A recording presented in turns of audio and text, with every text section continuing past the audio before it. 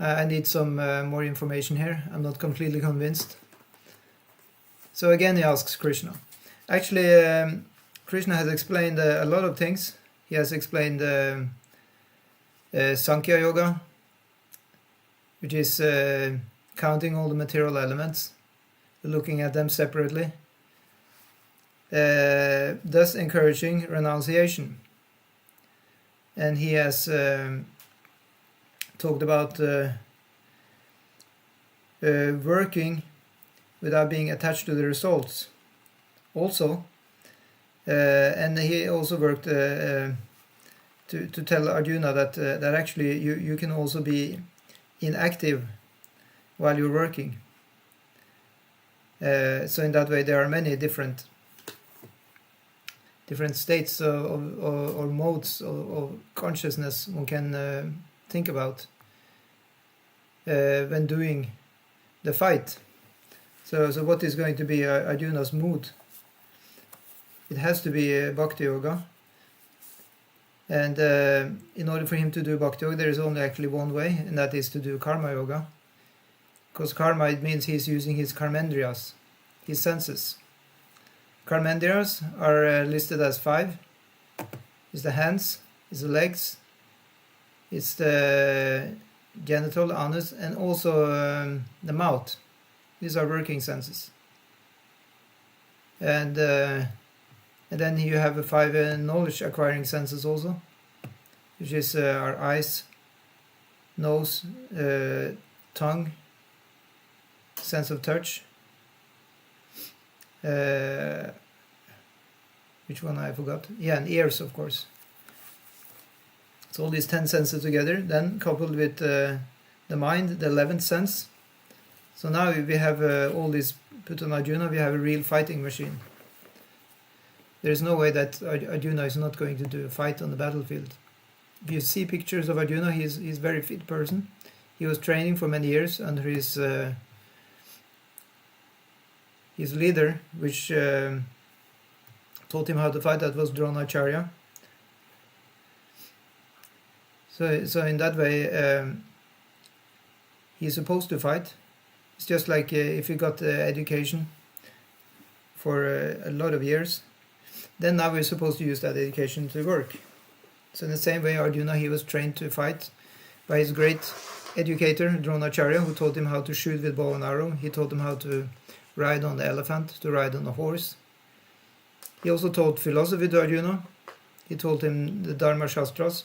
All the kings back in the day, the Kshatriya kings, that was all going on in the previous Yuga, the Dvapara Yuga. They were told how to understand life. That there's the Atman, there's the soul, and then you have the body, and then you have the mind also, which is part of the consciousness. You have intelligence there also, and ego. These are the subtle elements. Then you have 5 gross elements: earth, water, fire, air, and ether. And all together you will have then 24 elements, and then you put the super soul in there, who comes into the material world in the form of time also, and gets everything running. And then you have unlimited combinations, and now it's up to the soul to find the complete meaning inside all these elements, and that can be done by contacting God in the heart. And he's also externally manifesting as the Bhagavad Gita, and as the spiritual master also, and as other holy books. So Arjuna was quoting from Dharma Shastras, but actually Dharma Shastras are secondary books. They talk about the duties in the world. But the primary books are the books on Bhakti, such as the Srimad Bhagavatam. A few of the Upanishads also talk about Bhakti, such as Isha Upanishad, Gopal Tapani Upanishad, Katha Upanishad, like this. So these, and of course the Vedanta Sutra, and Ramayana and the Mahabharata, they're highlighting Bhakti. So that's why Bhakti is higher, because it's been stated in the Shastra itself. In the scriptures, one is supposed to follow in our culture. Then devotion to Krishna has been said to be the highest dharma. So I pum sham paro dharmo yato bhaktir adoksaja Adoksaja is known the name of Krishna. He cannot be seen with the senses. It's beyond even description. Still, he is described because he's coming every now and then to have his visit in the material world. So that's why he also can be described. So now he's here, now he's talking to Arjuna. He has been talking to Arjuna, and then Arjuna is bewildered. So he says, "Oh Krishna, first of all you ask me to renounce work. And then again you recommend work with devotion.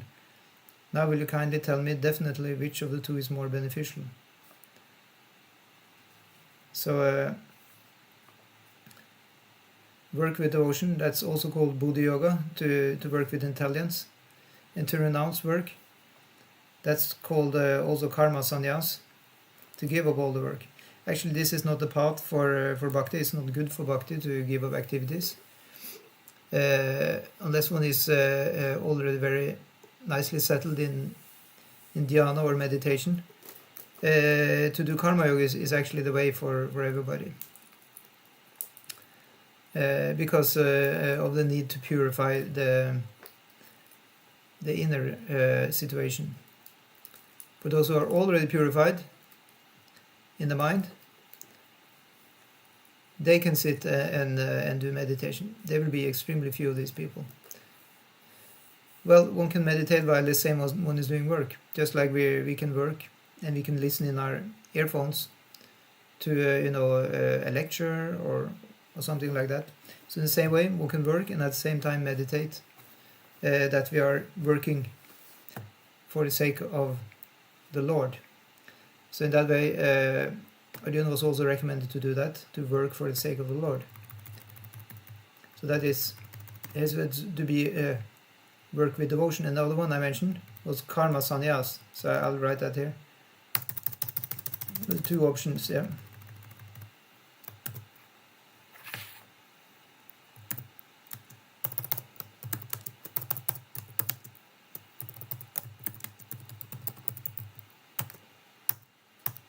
One, karma sannyasa. Which day will I learn to write? Let's hope it becomes soon.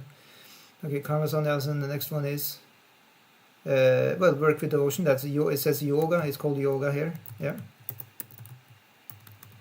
So it's bhakti yoga. So you can put them like this as a compound words. Yeah. Two options given here, not in the whole Bhagavad Gita. You have more options. Yeah. So what is karma sannyasa?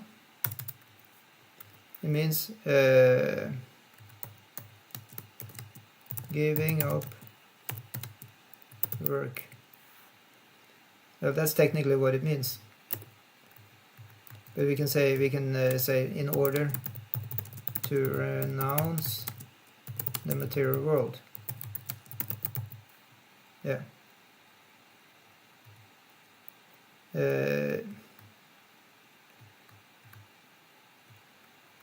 For the sake of liberation. Moksha. And then Bhakti Yoga, what does that mean? Well, it's now we're doing action instead. It's working for the Lord in with devotion.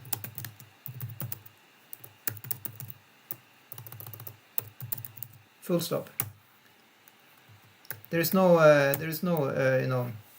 desire there. It's just full stop. There's nothing to add. Doesn't make sense. It's simply, in itself, it's perfect. The other thing has a desired fruit, and that is that we will get liberated. But here is no desire. So I can add that without other desire.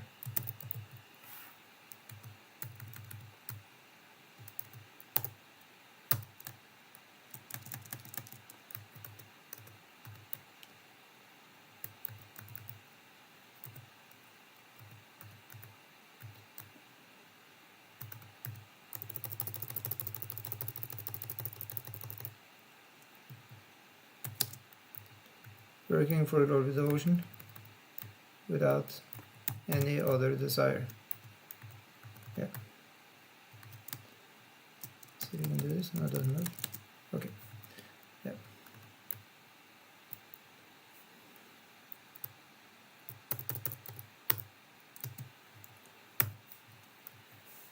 Yeah. Okay, let's see what Srila Prabhupada writes in the purport. In this 5th chapter of the Bhagavad Gita, the Lord says that work in devotional service is better than dry mental speculation. Devotional service is easier than the latter. Yeah, so what is this dry mental speculation? Well, that is called an jnana, but not the jnana we usually talk about. We talk about jnana as transcendental knowledge, which is actually not dry, it is juicy. But this is called unrealized knowledge, you can say, just theoretical. Devotional service is easier than the latter because being transcendental in nature, it frees from reaction. In the 2nd chapter, because why is it easier? So why is devotional service DS easier? Because no need to learn any new skill. It's actually true. Just do what you already do for Krishna.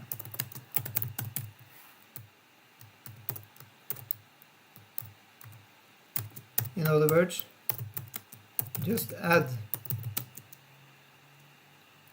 bhakti to it. Yeah.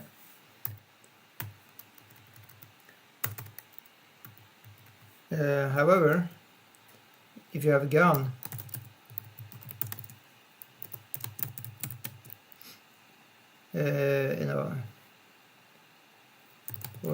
or you should say dry speculation needs a lot of study and philosophical understanding. Yeah. Let's just call it speculation, because of course they don't want it to be dry. Of course, when we talk about it, we think it is dry because actually the real juice is there in the Bhakti tradition. A few days ago we had that reading from Bhagavatam. We talk about Bhagavatam as being very juicy scripture. Nigama kalpatarur galitam palam sukha mukha amrita dravya samyutam pibanta bhagavatam rasamalayam mur aurasika bhuva bhavukaha. So there you have pibanta. It says you should drink. So bhakti is supposed to be drinking. Yeah, this is drunk. That's how we call it there. But you have to use it better.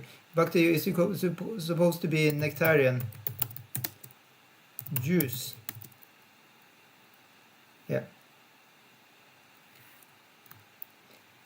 it's supposed to be like drinking nectarian juice. Yeah. That's Bhagavatam 1:1-3 says so. Yeah.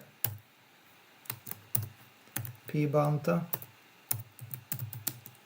Bhagavatam rasam alayam. Yeah.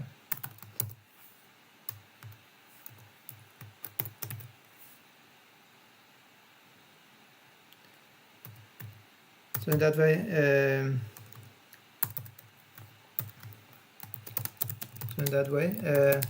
no dry philosophical work, or you can say mental gymnastics, needed. Just work as you already do for Krishna. And listen to Krishna's katha. Yeah. Search says the Bhagavad Gita and Bhagavatam. It's very simple. Okay, so we can read on. In the second chapter, preliminary knowledge of the soul and its entanglement in the material body were explained. How to get out of this material engagement by Buddha Yoga or devotional service was also explained therein. Yes, so yoga has many different names. So Buddha Yoga means intelligent yoga, or doing yoga with your intelligence. In other words, you don't necessarily need to practice, regulating the breath and stand on your head. You can just, again, back to the same thing. If one is wise, one can dovetail the situation one is in for Krishna. So Prabhupada coined, the term "chant and be happy." So welcome to Avinash here on our Zoom. So at any time you have any comments, feel free to just speak up, and or you can write in the chat box. Yeah, that goes for YouTube. Of course, you cannot speak on YouTube, but you can write in the chat box if you like. Yeah. So okay. So let's just go to the text 2. We'll try and move through a few texts today. Let's see, how many texts are we supposed to read today? We're supposed to read at least up to text 12 or 16. Yeah. So in this section now, from text 1 until text 6, we'll learn that Karma Yoga is equal to be renounced. Actually, is actually it covers also to be renounced, because of the technique of being detached. That's a very good technique. It's an internal renunciation rather than the external, and it's more valuable in that way also. So Krishna says, Shri Bhagavan Vacha. That means that Krishna is speaking. In the previous one was Shri Arjuna Vacha. Vacha means to speak. So now it's Bhagavan Shri Krishna's time to speak. Sannyasa karma yogascha nishreyasa karavobhau tayastu karma sannyasat karma yoga vishishyate. The personality of Godhead replied, the renunciation of work and work in devotion are both good for liberation. But of the two, work in devotional service is better than the renunciation of work. Yeah. So karma sannyas and karma yoga. Yeah. Which is better? So karma yoga here is equal to bhakti yoga, because Prabhupada just writes, he translates it as devotional service. In some rare instances, one can speak about karma yoga also as simply being, you can say, yoga where one is mixed up with wanting to enjoy the fruits of one's work, a kind of Mishra Bhakti. But the karma yoga is heading for Krishna's enjoyment. Is done. It started off, the project of karma yoga started off in order to please Krishna. Our consciousness may not be 100% in the beginning, but as we move along, it's going to be cleaner and cleaner, and finally it will be completely clean. Then we're at the goal. Our activity has a goal, and that is Krishna himself. But at the same time, it's said that the goal is also to do the activity. So this is an aspect of Achinta Bheda Bheda Tattva, that you're already doing the goal when you're doing the method in order to reach the goal, such as chanting Hare Krishna in itself. The Hare Krishna mantra is in itself the goal, because Krishna is synonymous with his name. At the same time, it is the method we are doing in order to reach the goal, because it's absolute. The body and the mind are blockages for the soul to experience the transcendental bliss, especially as long as the consciousness of the jiva is not infused with the transcendental, you can say, energy, then it's going to be not experiencing the transcendental bliss at all. By the grace of Guru and Krishna, the soul can be bathed in this spiritual energy and achieve actually the lasting bliss. Otherwise, we have these fruitive activities, which Prabhupada often are mentioning it. I think the term was maybe coined by his spiritual master, Bhaktisiddhanta Saraswati Thakur, or even Bhaktivinoda Thakur. I couldn't find it in a modern English dictionary, but it makes sense. The term means activities which are done for fruits. And what is the fruit? It is enjoyment. So in that way, it's also called sense gratification, or seeking sense gratification, as I said here. Gratification, what does that mean? And again, it means to enjoy. Yeah. So that fruitive activities, seeking sense gratification, are cause of material bondage. As long as one is engaged in activities aimed at improving the standard of bodily comfort, one is sure to transmigrate to different types of bodies, thereby continuing material bondage perpetually. Srimad Bhagavatam 5.5, 4, 5 and 6. 3 verses. Confirm this as follows.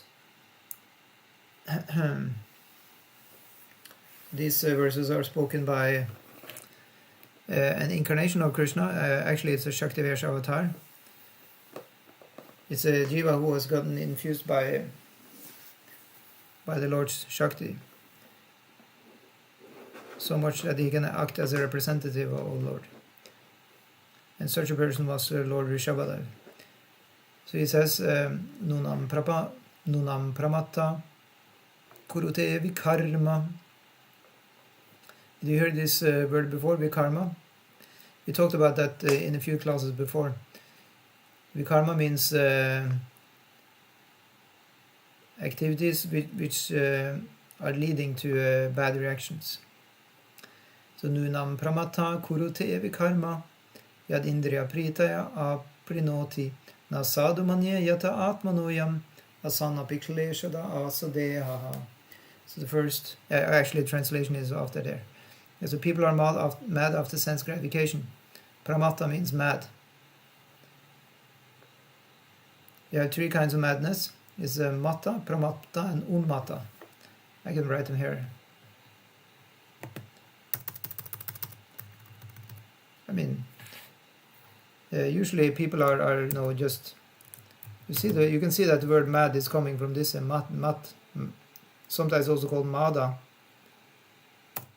There's 3 types of madness.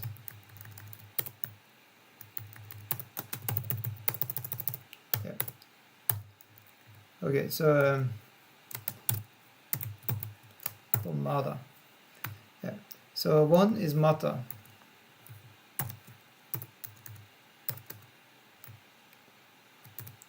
So that means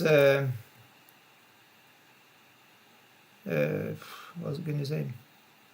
You say normal, you can say mental, you can say normal, short, you can say, what do you call this thing? Not so long lasting, short lasting, yeah.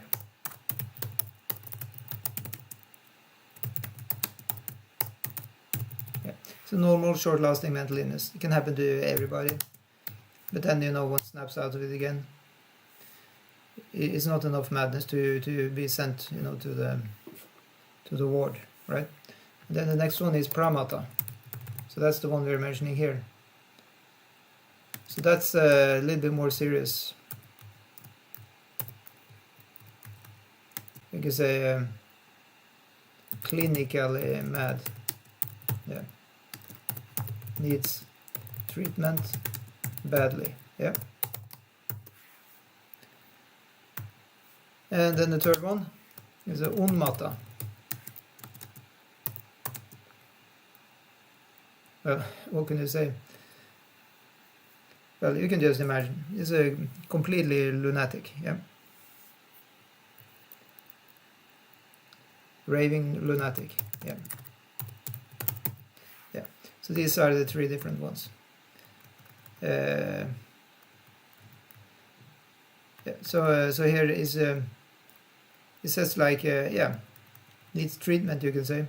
So of course it's used you can say as a picture just to show how crazy it is to be materially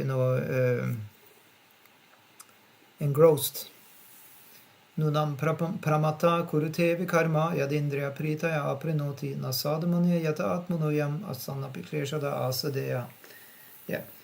So people are mad after sense gratification, and they do not know that this present body, which is full of miseries, is a result of one's fruitive activities in the past.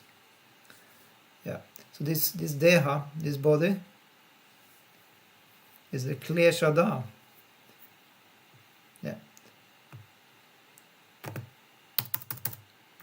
So here is asat. Yeah. It's temporary. Temporary.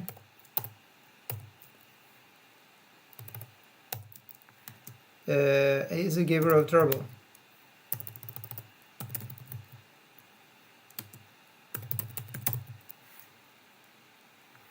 Yeah.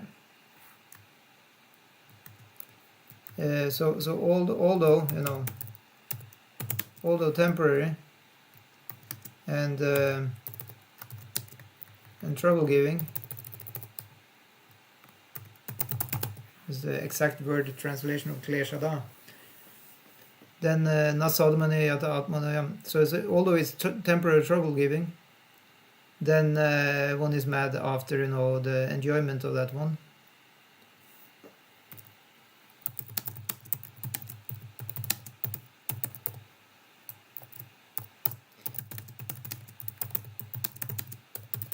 Yeah. So although the body is temporary and trouble giving, one is mad after enjoying that source of trouble.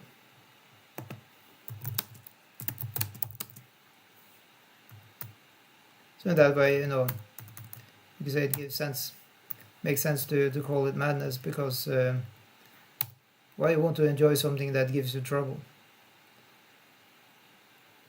So now one maybe needs to stop up and think about this, or one may continue going. So as we said, the thing to continue to go on then. So after getting this information, if one if it continues going on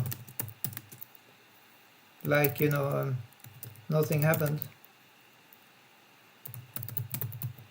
then one is compared to an animal such as the camel. The camel eats thorns, which pierces, its tongue. But the camel thinks that taste of its own blood is so tasty that it keeps on eating the thorny bushes or whatever it is. Yeah.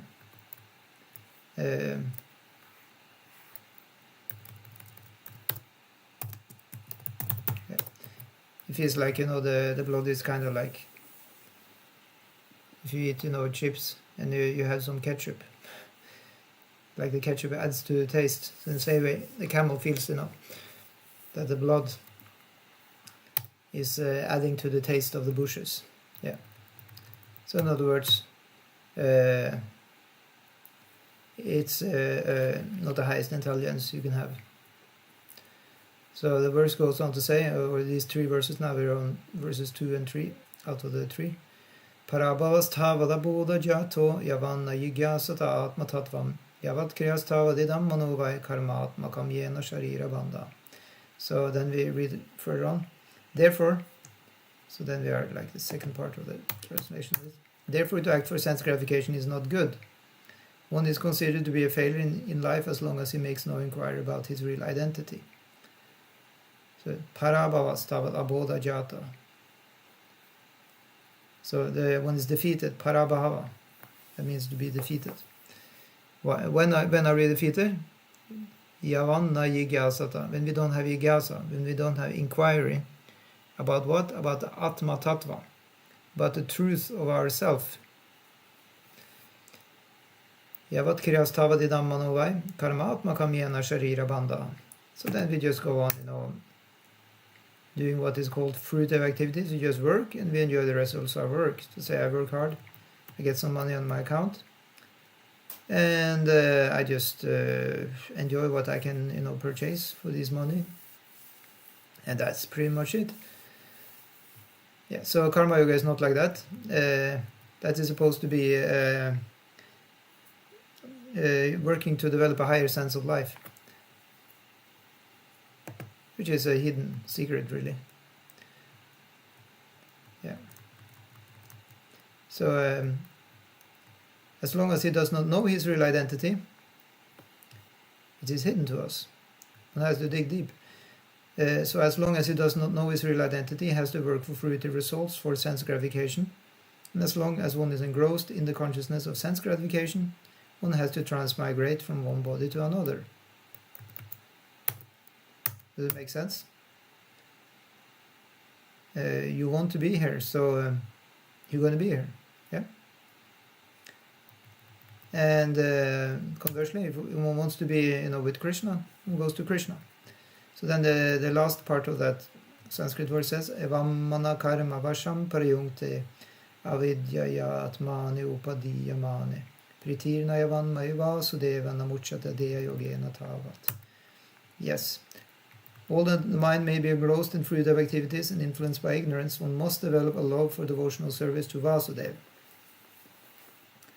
Only then can one have the opportunity to get out of the bondage of material existence. So here we have an interesting word in the Sanskrit. Actually, we have several interesting words. Priti, Nayavan, Mayavas. So unless one has priti, that's another term which you can use instead of love. So priti means the same.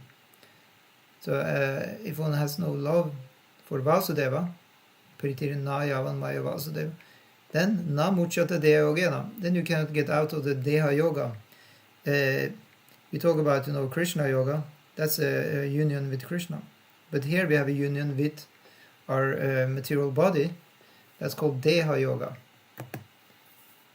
So this deha yoga, that's something we want to get mukti from, or muchate. It's like, in this form, it's talking about the future. So namuchate will not be free from that bondage to our body. So you see there is this correlative words, yavan and tavan. Yavan, tavan, or tavat and yavat. So as long as this thing is not there, then the other thing is not there.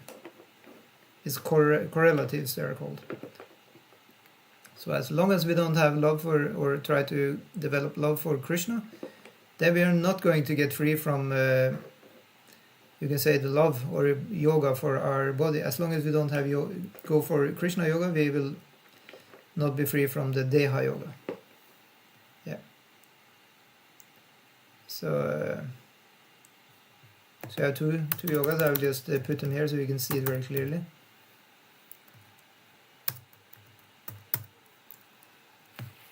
So material yoga. So see if you can recognize this. That's a Deha yoga. So yoga studios and everything is very good, but is it focused on the body? Then one can actually think that it may be Deha yoga actually. Spiritual yoga, that is Krishna yoga. Yeah. Does it mean we throw the body out the window? Not exactly. It's still there, and we take good care of it. However, Krishna comes first, and the body is used as a vehicle in order to drive to Krishna Loka with the body. Yeah. So therefore, jnana or knowledge that one is not this material body but spirit soul is not sufficient for liberation. One has to act in the status of spiritual soul, otherwise there is no escape from material bondage. Action in Krishna consciousness is not, however, action on the fruitive platform. As we heard before, what is action on the fruitive platform? Fruitive means eating fruits. Or say fruitive mindset. So one wants to eat fruits. Yeah. So then if you take the other thing, unfruitive, that would then mean that one is okay without eating fruits, right? So you want to give somebody a banana, says, no, I'm okay. You like an apple? No. What about an orange? Again, the person will say, I'm good. Okay, what about a mango? Really, really nice. You see, I cut up the mango for you. I put it in a bowl.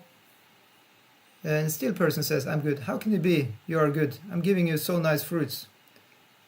So why is the person good? We have any answer from our people on Zoom? How can it be that the person says, I'm good, I don't need anything? You want to give the person all the best fruits in the world. What can be the reason the person is saying no? Of course, it's a very simple answer. How? How can say no to fruits? It's because the person is already full, right? Isn't that logical? He has already eaten. What did he eat? Well, he filled himself up by drinking the nectarian juice of the Bhagavatam. Pibantam Bhagavatam Rasamalayam. I can put in a verse here, and then you can understand what I mean.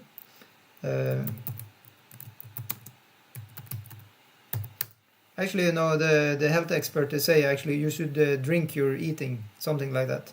It's better to drink, some nice fresh juice, right, and fill your belly with heavy stuff, isn't it? I don't know, but the health experts apparently sometimes they say like this. So in the same way, one can just drink the nice juice of Bhagavatam, and one doesn't need to eat all these fruits. Let's see. Yeah, I'll give the translation here.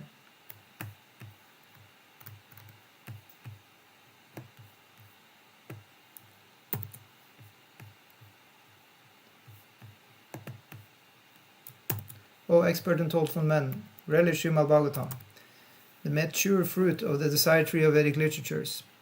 It emanated from the lips of Sri Shukadeva Goswami. Therefore this fruit has become even more tasteful, although its nectarian juice was already relishable for all, including liberated souls. And of course now you can say, this is also a fruit. Right? And the answer is no. You cannot see this fruit.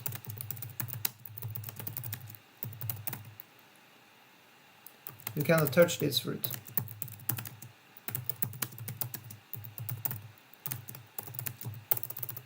You cannot taste this fruit with your tongue.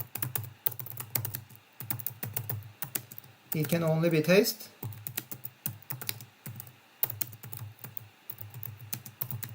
by what? By love.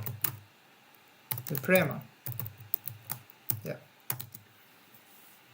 Let's read the verse again. O expert and thoughtful men, relish Srimad Bhagavatam, the mature fruit of the desired tree of Vedic literatures. So now we even have the books there that compared to trees. It emanated from the lips of Sri Shukadeva Goswami. Did the fruit come from his lips? It has been explained by the acharyas, because we cannot understand directly often, the verses. It has been explained by Vishwanath Chakravarti Thakur and other acharyas. They explained that actually what it means, it emanated from lips. It means that it touched his lips. Of course, it came from the tree, but then he touched his lips. Somewhere or other he bit a little bit, but he left the fruit there. He didn't eat it up. He just touched it. And therefore this fruit has become even more tasteful, although its nectarian juice was already relishable for all, including liberated souls. So what it means is, I can write here what this analogy means.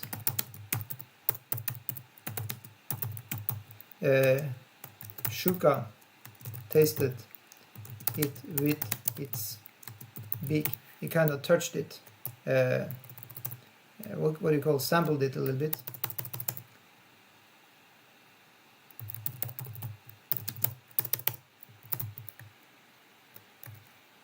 But left the rest to us. Yeah.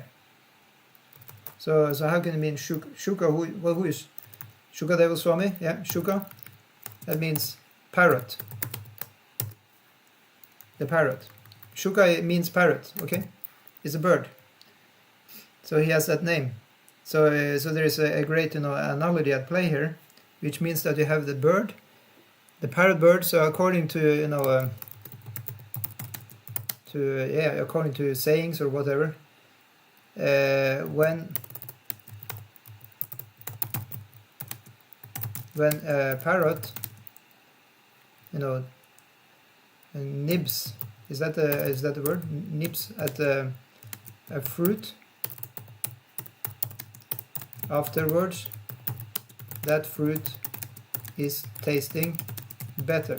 Yeah, so that's the saying, which is comes from this milieu of the Vedas. It's a well-known information there.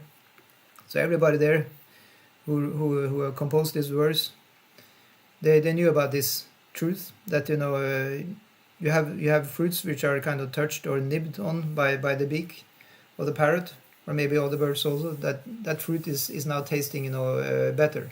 So they are waiting to pick the fruit until the parrot has touched it, hammered it by its beak. Yeah. So in that way, when Shukadeva Goswami was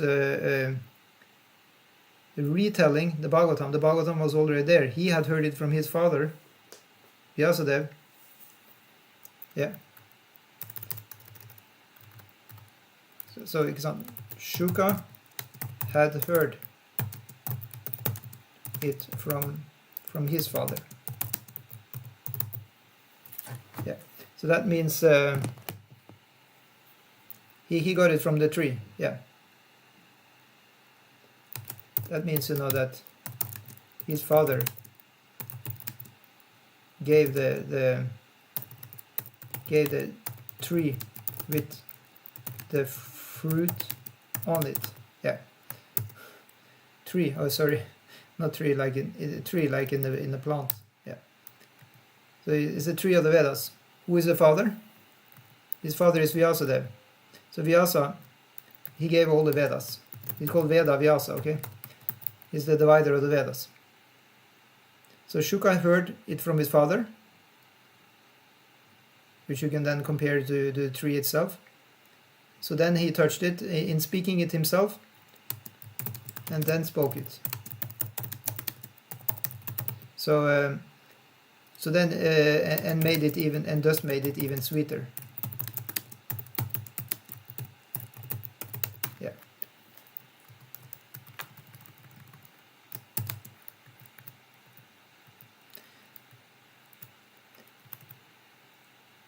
Okay, so let's go on. Then we just go to text 4. Sankhya Yoga Pritak Bala.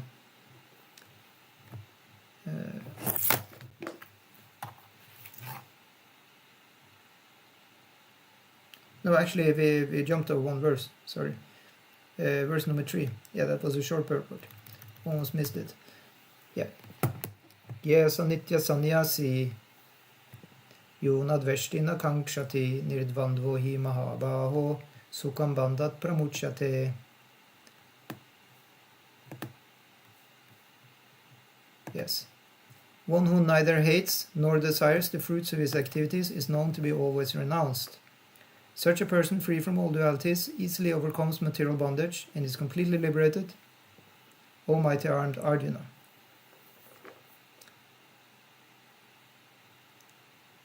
Krishna is teaching something to Arjuna here, because Arjuna was bewildered. Actually, when you have the Mahabharata, you have a revolution in the thought happening, that you have a lot of people there in the Mahabharata. They are working hard for Krishna. They're working hard for God, but they're not saints in the original, meaning of the word. Like saints or sages, they were always going out in the forest, and they were doing yoga in the forest. It was like a very approved method of saintlyhood. To be a spiritual, godly, devoted person was to go and cut out the social engagements and go out, renounce the world, and be live like a monk or renunciate, a vairagi. Now in the Mahabharata, then you have now a whole group of devotees, such as the Pandavas, who are householders, who are very active in the world, who take care of the social structure as Kshatriyas. Their job is to be completely social, not antisocial, such as the sannyasis. No, they're pro-social. Now they are the bhakti yogis. Now they are yogis now, by the arrangement of Krishna called bhakti. Then you can have a person who is completely engaged with the world, and he is just as good as a yogi. So that installment then, or that method, is then called karma yoga. And as Krishna says in the Bhagavad Gita, does it say it later? I think it says, or did it already say it? I don't remember. It says yoga nashta paramtapa. He says that this kind of yoga, it was already there before. Of course, all the yoga systems or knowledges about yoga has been current always in human society, but they're coming and going. You had in the Ramayana, there is also a lot of karma yoga going on there. The father of Sita, the wife of Rama, the father there, Janaka Maharaj, is famous karma yogi, king. But at that time, Krishna says, when he speaks Bhagavad Gita to Arjuna, he says that this knowledge about karma yoga, it had gotten lost. He is actually speaking about the bhakti yoga, of course, or working in devotion for Krishna, which you also can call karma yoga. That was not so prevalent. So Krishna had to speak it again to Arjuna, and thus we have the Bhagavad Gita. The other type of yoga, however, that had not been lost. Okay, you had several sages, all over. When the Bhagavad Gita is spoken, you have several sages in the Mahabharata who are doing meditation like anything, who are doing forest yoga, who are really renunciates and like that. That kind of yoga was not lost. It's very clear. It's the other kind of yoga which was lost, the knowledge how to be a man of the world and do yoga. So that is now taught by Krishna to Arjuna, so that he can shape up a little and start doing practical physical action yoga, which is karma yoga. Sometimes also it's called Raja yoga, and that would be quite fitting, because the Raja, it means also the king. Yeah, so in that way Krishna is now keeping on instructing Arjuna. He says, one who neither hates nor desires the fruits of his activities is known to be always renounced. So in other words, not worry, just work, and just some or other try to be in yoga in that way. Such a person, free from all dualities, easily overcomes material bondage and is completely liberated, Almighty Arjuna. One just needs to have the connection, the sambandha. Yeah, I can write that also. How? Yeah. One just needs to have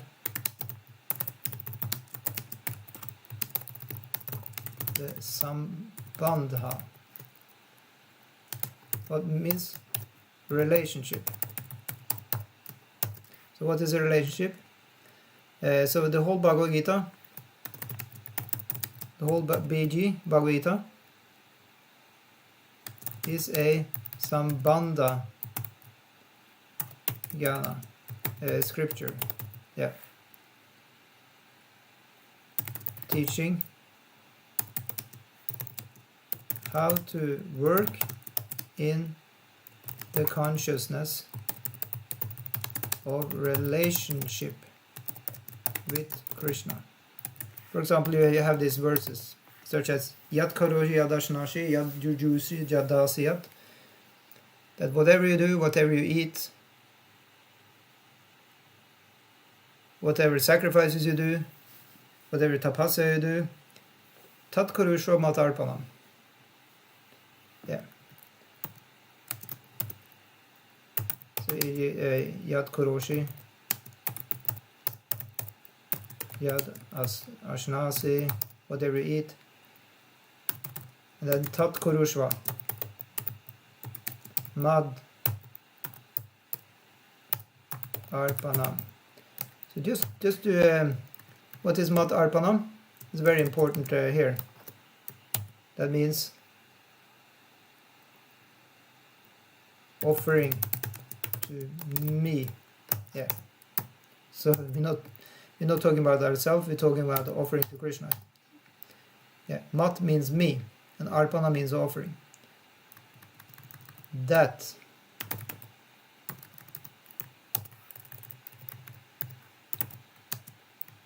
Kurushva, you can say do, comes also from the word kris, which means work, which also comes behind the word karma.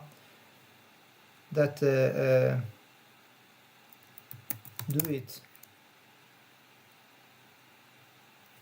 and then as an offering. Yeah, like that.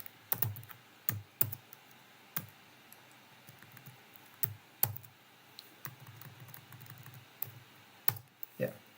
So that is the revolution we are getting from Krishna. Otherwise, there is no hope other than to just view your whole life as just a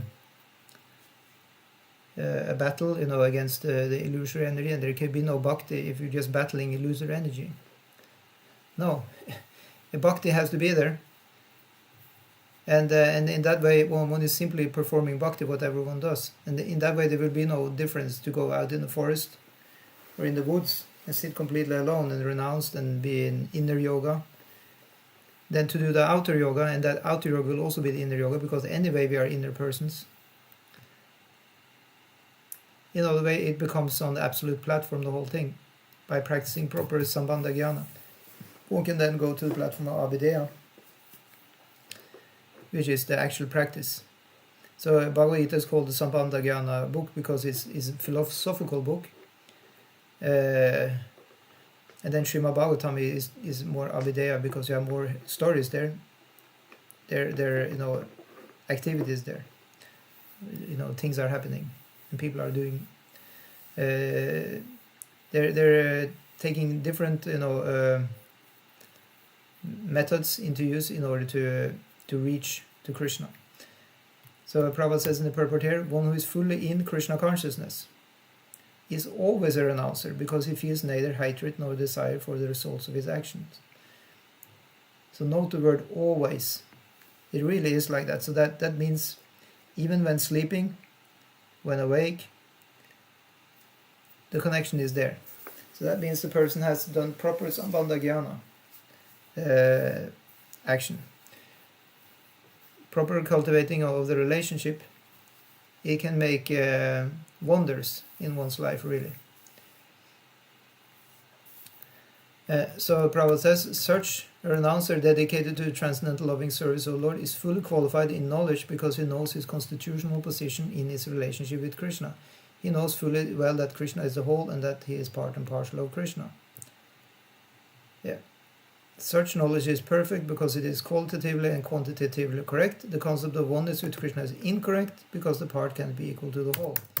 Okay, so what is oneness with Krishna? So in that way we have, so we have simultaneous oneness and difference.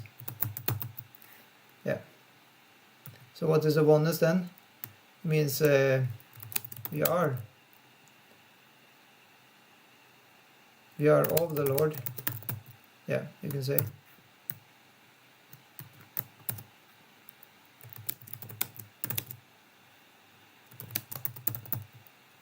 We are of the Lord and in Him.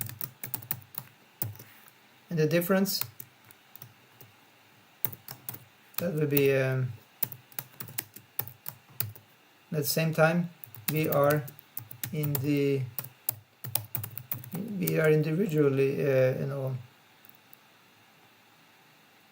different. Yeah.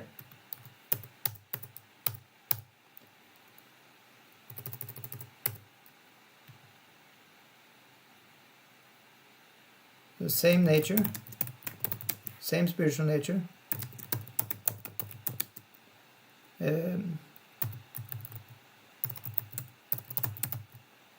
Same nature of spiritual essence, but different varieties of, you can say, of person. Yeah, because each is a personhood. Yeah, we have all individual personalities. So that's why this. That's why Krishna consciousness, Casey, is called personalism, not impersonalism. Yeah. Yeah. So Prabhupada continues in his purport. He says, knowledge that one is one in quantity. Knowledge that one is one in quality yet different in quantity is correct transcendental knowledge, leading one to become full in himself, having nothing to aspire to or lament over. So that's also called Brahma Bhuta platform. Now Sochatina Kanchati. There is no duality in his mind because whatever he does for Krishna. Because being thus freed from the platform of dualities, he is liberated even in this material world. So again, freed from dualities means one that actually. So that's a kind of a paradox. And it is paradox.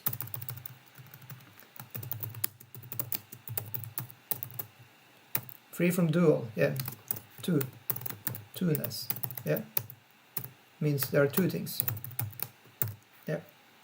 So free from duality. I lost this thing. Let's see, okay. Free from duality, two-ness equals oneness, right?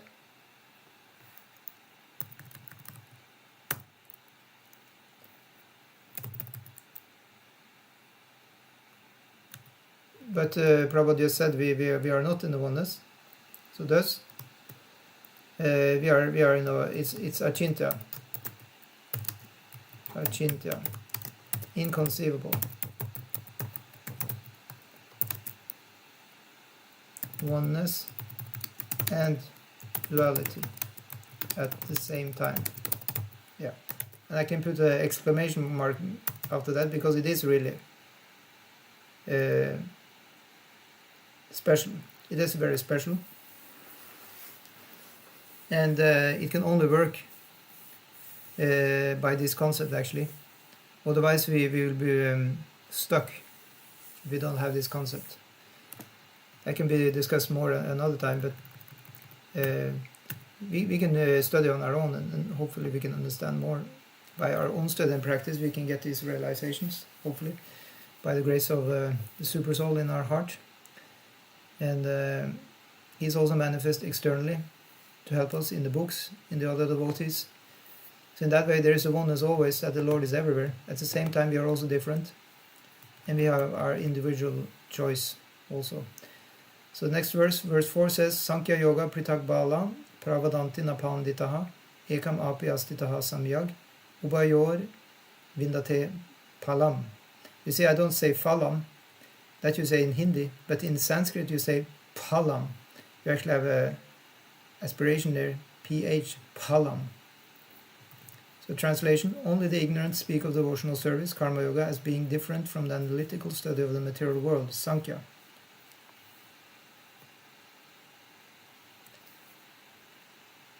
Those who are actually learned says that he who applies himself well to one of these paths achieves the results of both.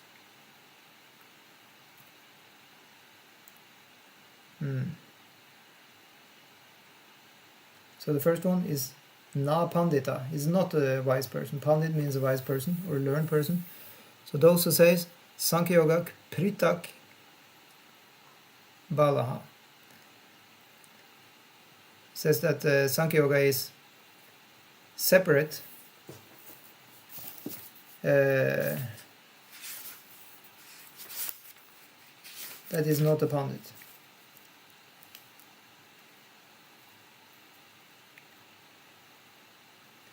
They're taught, they're told here to be like children. Bala means a child. The child is intelligence. Because as we said, we actually want to be free from the dualities. So in this instance, Krishna is a little heavy. He says that if we cannot see the absoluteness of all the yoga paths, they have been given by Krishna, so in that sense they are absolute, they all want to reach the same goal. It's just different methods to reach the same goal. So not to see that, one has childish intelligence. Pritak drishti. Yeah, you can look at that. What is this pritak? I can just copy paste it actually. These pritak people, it's different. So then you have the word and pritak. Oh, sorry. Drishti. Yeah.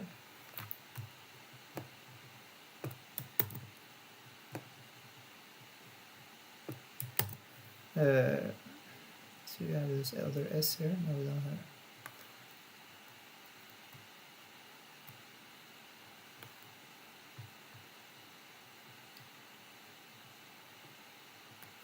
Yeah. So then Prabhupada says that the aim of the analytical study of the material world is to find the soul of existence. The soul of the material world is Vishnu, or the super soul. Devotional service to the Lord entails service to the super soul. Yeah. So who is the super soul? Yeah. Oh, it's not soup. How do you write this? Super, of course. Super soul. Who is that? If you want to serve super soul, you need to know who it is. Is the friend in the heart? Friend in the heart? Is a guru friend actually. The guru friend. Inside. / outside. Yes. So he is to be served. Sometimes people have some kind of, you can say, bad feeling about guru. One is actually supposed to view the guru as one's best well-wisher. Suridam sarvabhutanam. Krishna says, I am the best friend. Surit means the best friend. Called also Surit. Yeah.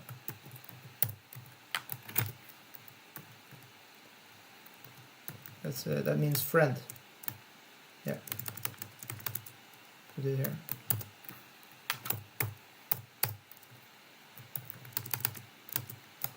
Surit. Yeah. Inside is a Hridaya, and outside is Bahir. Yeah. Bahir Nishingho, Hridaya Nishingho. Yeah. Bahi. So he's inside, he's outside. He's protecting us, he's helping us.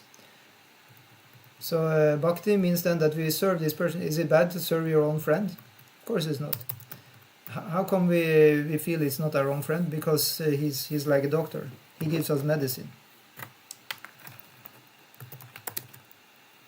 Why, not like serving? Because he is like a doctor, sometimes giving bitter medicine. Yeah. But the medicine is necessary for our healthy, life. That means,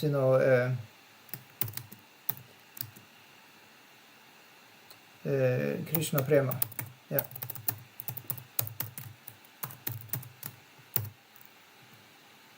In, eternity.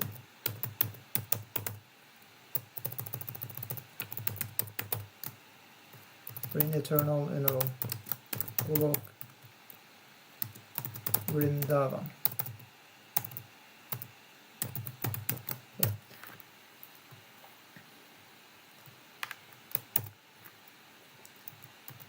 So what is the medicine? It's Hare Krishna, Krishna Krishna, Hare Hare, Hare Rama, Rama Rama, Hare Hare. Yeah, simple medicine. Yeah. So let's see, Prabhupada says more than one process is to find the root of the tree and the other is to water the root. Yeah, so to find the root of the tree, that is of course the technical study, you can say. So that could be, the best application of Sankhya philosophy. As Prabhupada says here, the real student of Sankhya philosophy finds the root of the material world, Vishnu, and then in perfect knowledge engages himself in the service of the Lord. So that would be the second thing then, to water the root, which is then the performance of Bhakti Yoga, chanting Hare Krishna and doing, Karma Yoga in general, Seva, working for Krishna. So therefore, in essence, there is no difference between the two because the aim of both is Vishnu. Those who do not know the ultimate end say that the purposes of Sankhya and Karma Yoga are not the same, but one who has learned knows the unifying aim in these different processes. So it can only be so because they are given by the same person. As Krishna nicely says in the 15th chapter of Bhagavad Gita, Vedaischa sarvairaham eva vedyo. The goal of all these Vedic scriptures, and these Vedic scriptures would then include the 6 darshanas, 6 philosophical systems, out of which Sankhya is one of them, because this has been given by Vyasadeva. I can write that here also just to make that very clear. Sankhya didn't appear out of the blue. Vedas include the 6, it's called the 6 darshanas, the philosophical systems.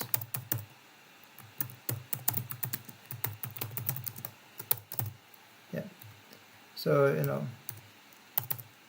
out of which Sankhya is one. Yeah, is one of them. Yeah.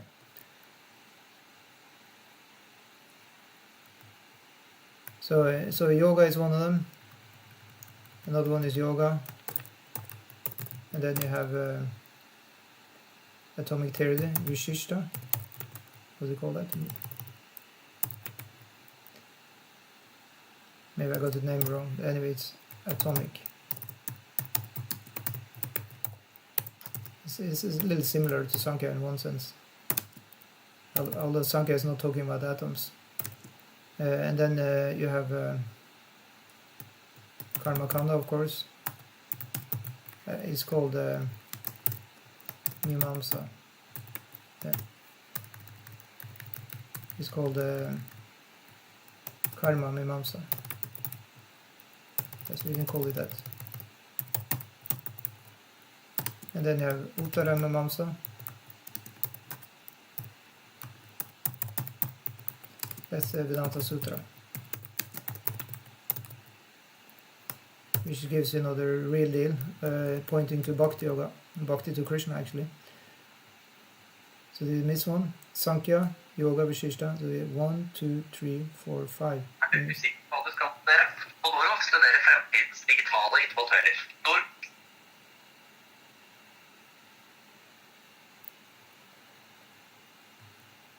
I'm sorry I missed. I think I got there's some stuff coming through the phone. Okay, anyway.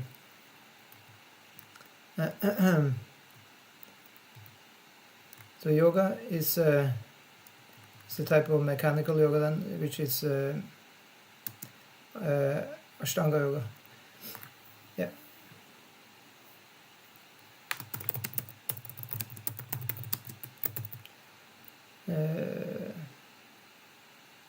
Yeah, Nyaya.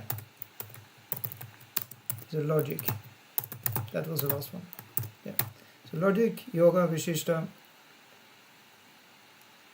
Karma Mimamsa, Uttara Mimamsa, and Sankhya. So they're all for getting to Krishna ultimately. The question mark. Actually, no.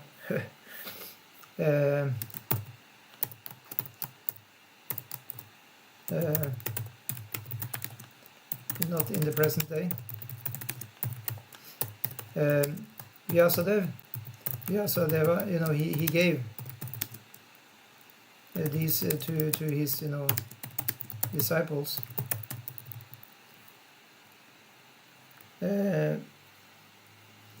But they got they branched out and got separated from the goal of the Vedas. Yeah, this is explained by Baladev Vidyabhushana, one of our main Vaishnava acharyas. That originally Vyasadeva he gave them the job to expose expand these systems.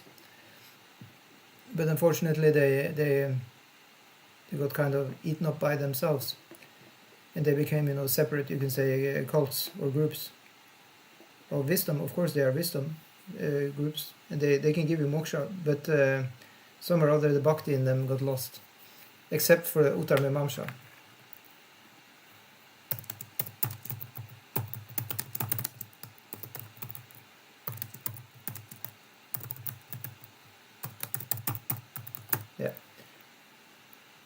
So the Sankhya,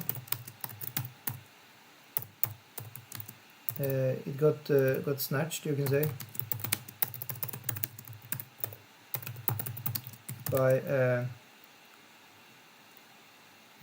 an atheistic Sankhya branch or philosopher.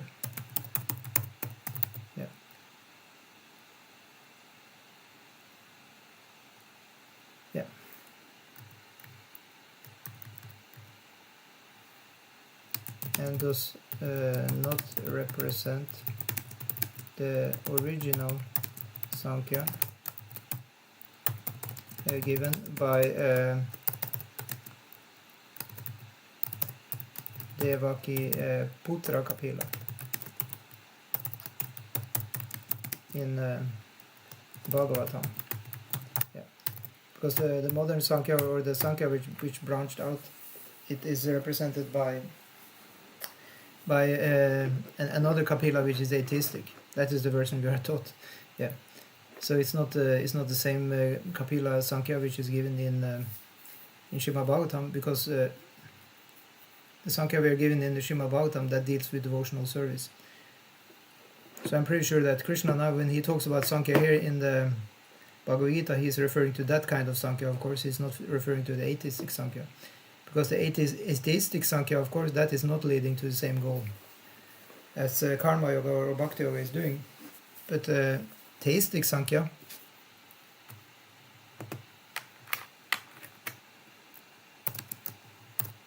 that is leading to Krishna consciousness.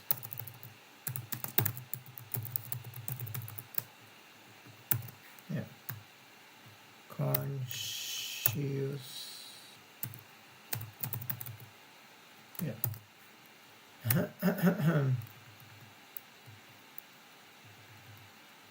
Okay, just to give some kind of background. So when we hear about Sankhya usually today, you can say from any other sources than Vaishnavas, you will hear about the atheistic Sankhya actually.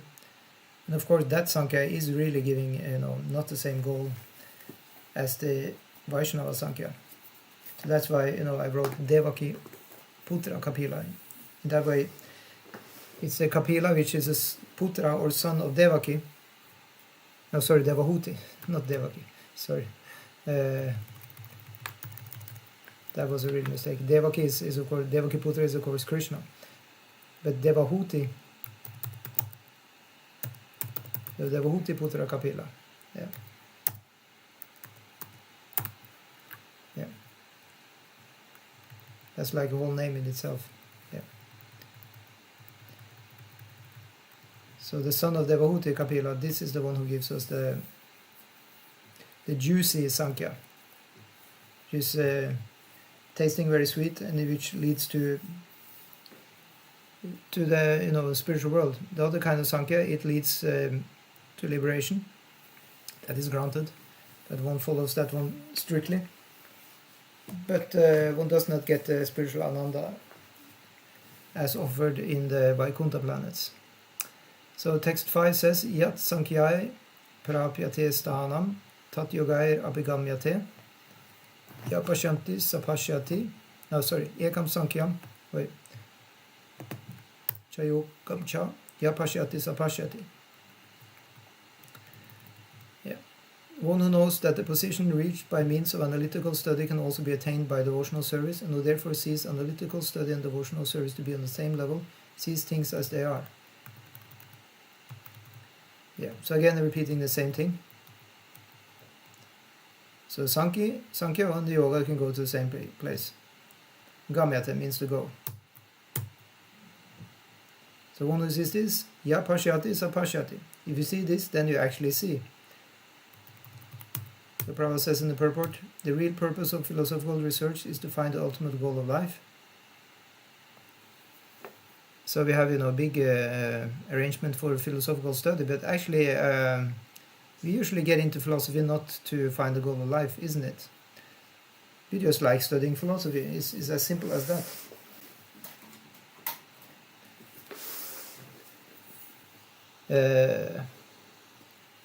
I mean, you can have it as a job, be a philosopher.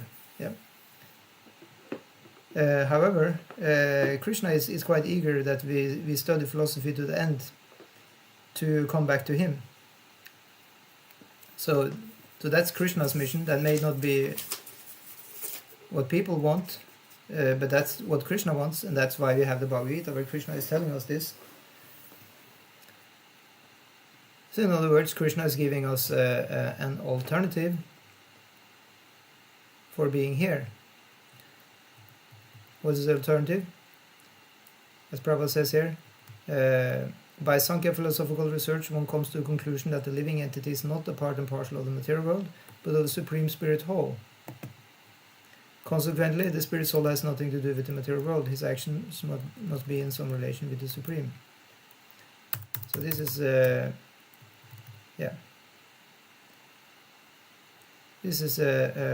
so since the ultimate goal of life is self-realization, there is no difference between the conclusions reached by two processes. So the spirit soul has nothing to do with the material world. Yeah. So this is the real outcome even of the atheistic Sankhya actually, because the atheistic Sankhya also aims for liberation. But of course you need the theistic Sankhya to tell you that now you come to that conclusion that it's all just matter and you are not matter, so why are you in the matter? What should you do? You should get liberated, but then what you do after liberation? Of course then the impersonalists say you just merge with Brahman. So you have two alternatives then.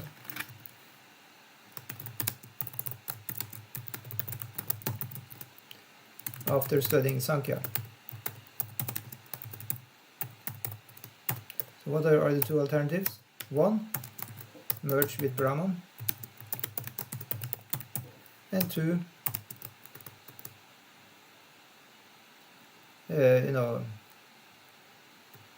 do Krishna Bhakti. Yeah.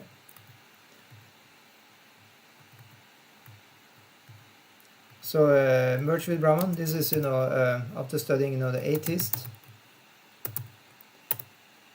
Kapila, and do Krishna Bhakti is the theist Kapila. So with this one, Ananda included, and this one is just moksha. Of course, those who are after moksha, they will not say that this is just moksha. So I don't want to offend those who want moksha. I just say moksha. Yeah, we have moksha and Ananda. You say what? Yes, according to our scriptures, if you do Krishna Bhakti, we actually also get moksha. We actually do that, but we also get Ananda. So you get 2 in 1. It's a better deal. Doesn't it make sense? We get 2 instead of 1. It's a better deal. Okay, so Prabhupada says further on, when he acts in Krishna consciousness, he is actually in his constitutional position. What does this mean, constitutional position? You heard this, those of us are studying Krishna consciousness books, we hear this sometimes. So it means constitution, like you have the law, American Constitution, it means a law book. But here it means something more that it means primary, it means actually primary rasa. Yeah, that's actually what it means. Just to make that clear, yeah. Primary rasa. What is primary rasa? Is it 1 out of 5? Yeah. What are the 5? Is neutrality, Santa, Dasya, Sakhya. So not Sankhya, and Sakhya means friendship. Actually, I should just write them in English, so not to get any confusion here. So primary means neutral, servitor, friend, parent, lover. Yeah. That is the constitutional position of the living entity. To be one of these 5, can't be all 5 at once, I guess. Has to choose one of them. Yes, so Prabhupada says, in the first process, Sankhya, one has to become detached from matter, and in the devotional yoga process, one has to attach himself to the work of Krishna consciousness. So one is detached, another is attached. Yeah, so let's just look at this again. So detached, that is called vairagya, no, renouncer. Attached, that is called asakti. I should get a long A here. Yeah, we have one here. Asakti. Yeah. Otherwise, means something different. Can't even copy paste now. That's crazy. Yeah, here it goes. So asakti. And that means devotee. So Prabhupada says, factually both processes are the same, although superficially one process appears to involve detachment and the other process appears to involve attachment. Detachment from matter and attachment to Krishna are one and the same. One can sees things as they are. So this is then stated in the scriptures that you cannot actually have this. You cannot actually have this asakti. You can't have this if you are attached to, if you are material attached. If you are, you can say, yeah.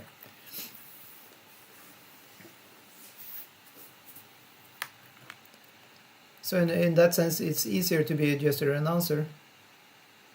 But then again, it's harder actually. It may seem easier because you don't need to attach yourself to something. You just detach.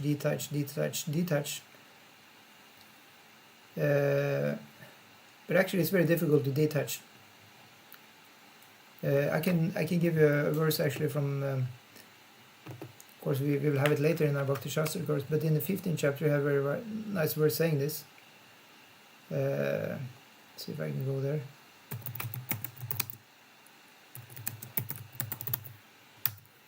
It says it's actually very difficult to detach from everything because it's the nature of our soul to actually be active like this. No, it's in the 12th chapter. Let's see. Yeah, just give me a second here. While you're digesting what we already spoke, I hope. I also need to digest that. Yeah. So here we go. So here's a verse from Gita.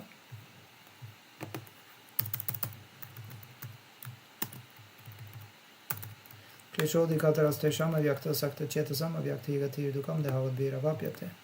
That means that there is a lot of trouble to get free from attachment to material things and be attached and to actually be taking shelter in the impersonal. It's very difficult.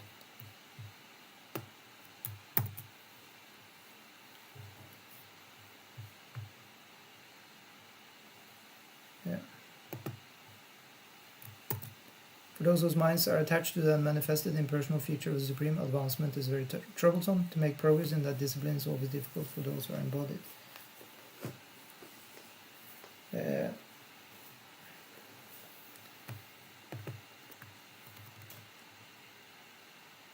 So actually here the word asakta is also used. So it's a little funny because we talk about the people who want to get mukti or liberation, that they're actually detached. But here it's said that they are actually asakta. They're actually attached to the impersonal. So I can actually write that here.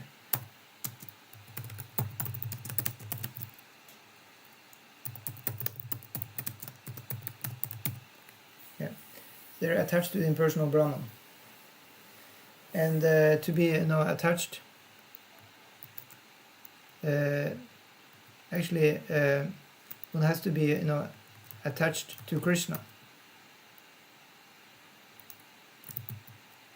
Well, I can't write that here. Anyway, I write it under here. That you cannot have that if you're material attached or attached to impersonal Brahman even. So both of these we have to be free from actually. Both attachment to matter and attachment to impersonal Brahman to be a devotee of Krishna. So in that sense you can say it is needed to be detached. But then again that will come naturally by the higher taste called param drishtvam. By the higher taste. So in other words, you can attach yourself. You can, attach. You can start attaching to Krishna while still attached to matter. Because naturally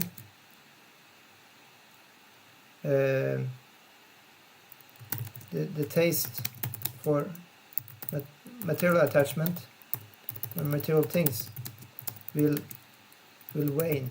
Is that the correct word? I have to check that.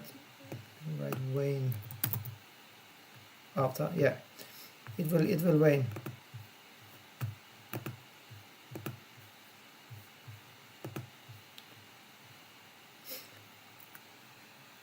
Experiencing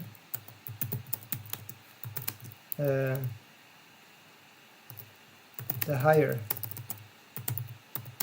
taste of Krishna, attachment. That's called param drishtva nivartate.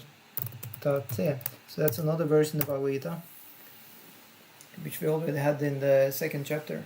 Param drishtva nivartate means you're getting something higher, you're experiencing something higher, and then the lesser attachment will wane. It will, gradually become less and less.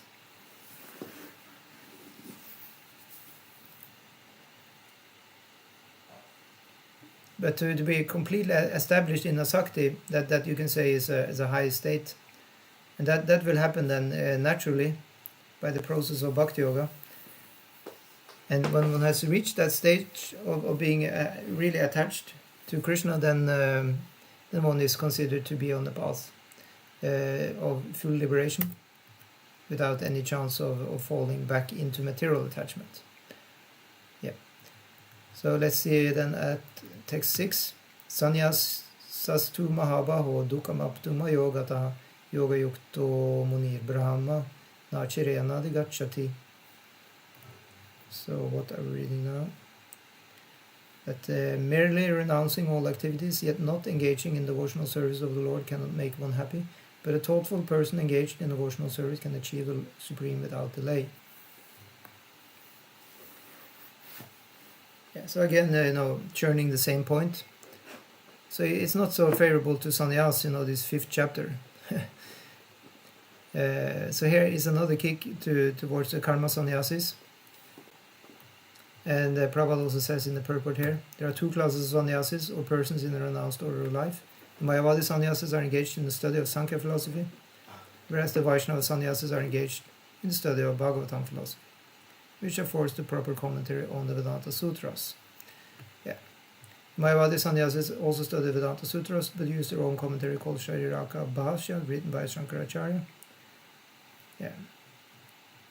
The students of the Bhagavad school are engaged in the devotional service of the Lord according to Panchacharya regulations, and therefore the Vaishnava sannyasis have multiple engagements in the transcendental service of the Lord. Yeah. So the Vaishnava sannyasis have nothing to do with material activities, and yet they perform various activities in the devotional service of the Lord. So this often can be a controversial point. Of course, it's not actually controversial, but for people looking outside, they may think this is not proper. Sannyasis should just be extremely simple. However, the tradition in Vaishnava, in Gaudiya Vaishnavism, is to use sannyasi for preaching. Yeah, that has to be actually stated.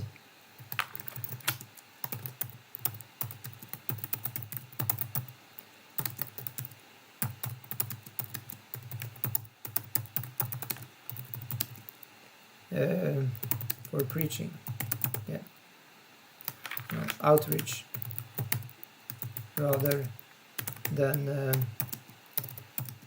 I just say like that. Yeah, starting with with Lord Chaitanya, the founder of Gaudiya Vaishnavism. Yeah.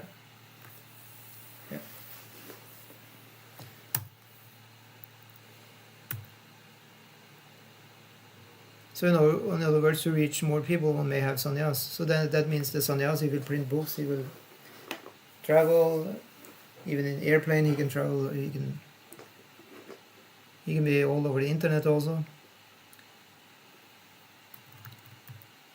So where is the renunciation? Well, it's because he's not attached to the material world. So he has renounced the material world. He's in the material world in order to reach out to people with the hand of Krishna in the form of the Bhagavatam and the Gita. So then you have the others. There's Mayavadi sannyasis. So the Gaudiyas are one class of sannyasis, that's one. And then the other one is the Advaita Vedanta. The Advaita sannyasis, you can say. are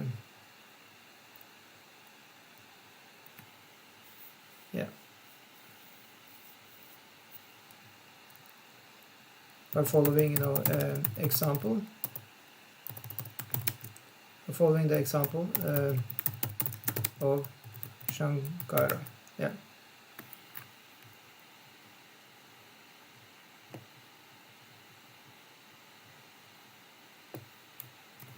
We have talked a little bit about the difference between Shankara and Bhakti Yoga, or you can say the Advaita or Mayavadi philosophers, and the Bhakti Yoga philosophers in 3 videos before. So you can look them up if you want to get really into the details. We got a little bit into the details there, actually quite a lot sometimes. So maybe that can help if you really want to get into this. Otherwise we just briefly talk about it here.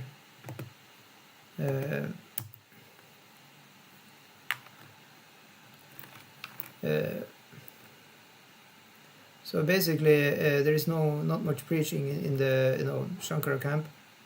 Of course now today there are also preachers there, they go on YouTube like that. So it's not all there are all different flavors there also. Around the time of Chaitanya they were also actually favorable. Many of them were very favorable to Bhakti, so many of them they joined the Bhakti group. It was a milieu there that the devotees were taking sannyas in the Shankara camp. So there were quite nice interaction between the Shankarites and the Vaishnavas. And still there are also, you have few temples are run by Shankaracharya followers. A great temples for Vaishnavas, such as Jagannath Puri and Dwarkadam temple. Yeah. Anyway, the philosophy is different. So how are how are the students of the Bhagavad school, how are the Vaishnavas engaged? Pancharatrika regulations. Yeah. So this is an important thing. What is this Pancharatrika regulations? Let's see if we can find out.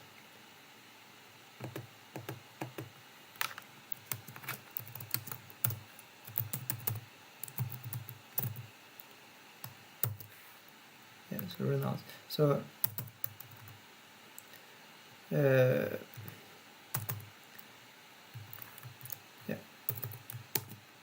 So what is this Pancharatrika relations? These are regulations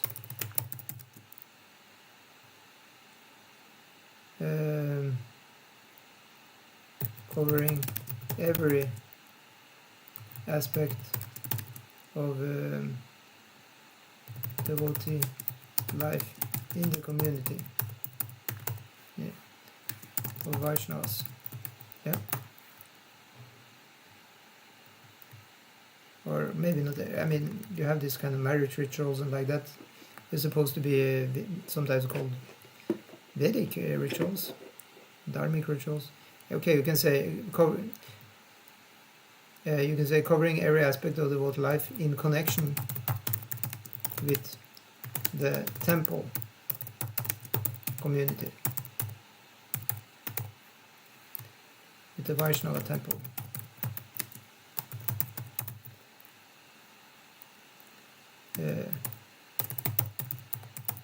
As you probably have noticed, Gaudiya Vaishnavism is centered around temples.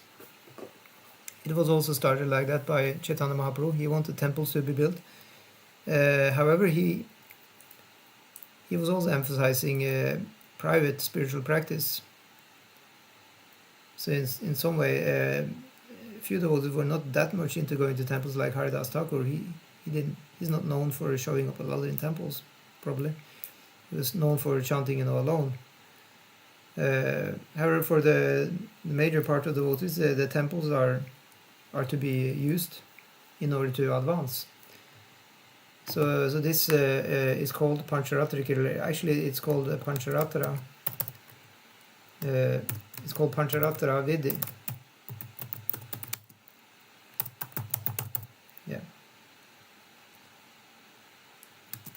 the rules of Pancharatra.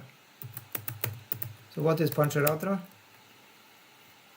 Pancharatra are scriptures. We already said that. It's just they're just giving all kinds of details, detailed scriptures. So you have, for example, we're chanting on the beads.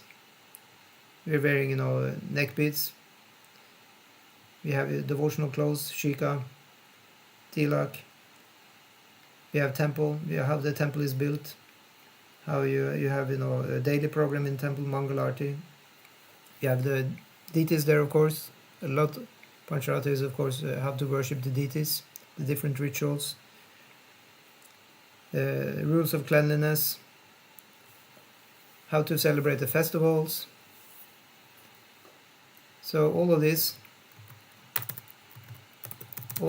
activities naturally then keep the sannyasis busy.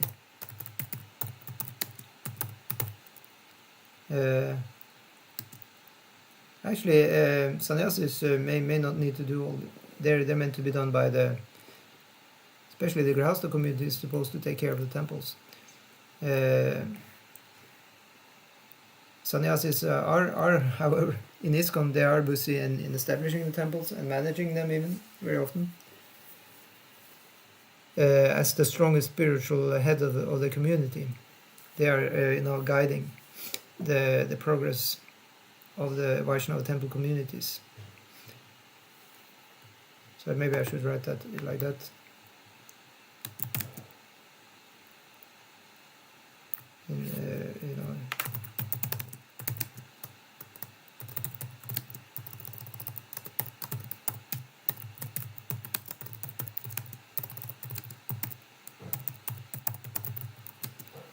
So, for example, of course, in Iskcon you see this. You can also see it in other groups, Madhvacharyas.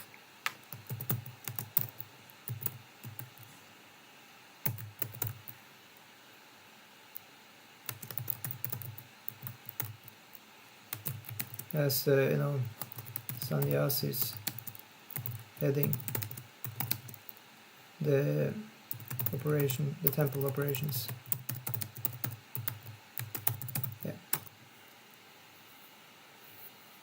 In Iskcon there has been some discussion that maybe it's better that Grihastha devotees are running the temples and sannyasis should just travel and preach.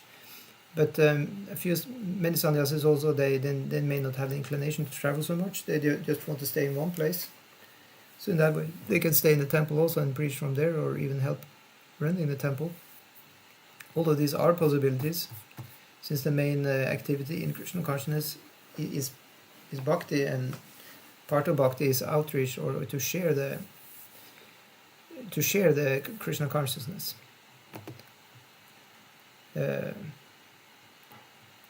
If they are transcendental to the material world, then they will not be hampered by engaging in the temple.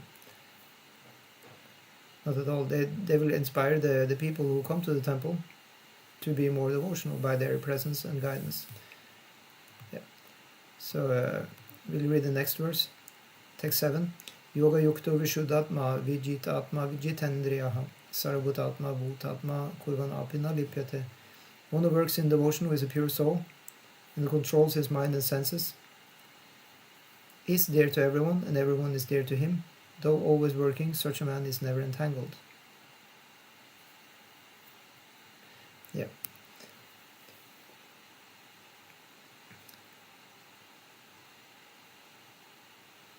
So that's just what I said.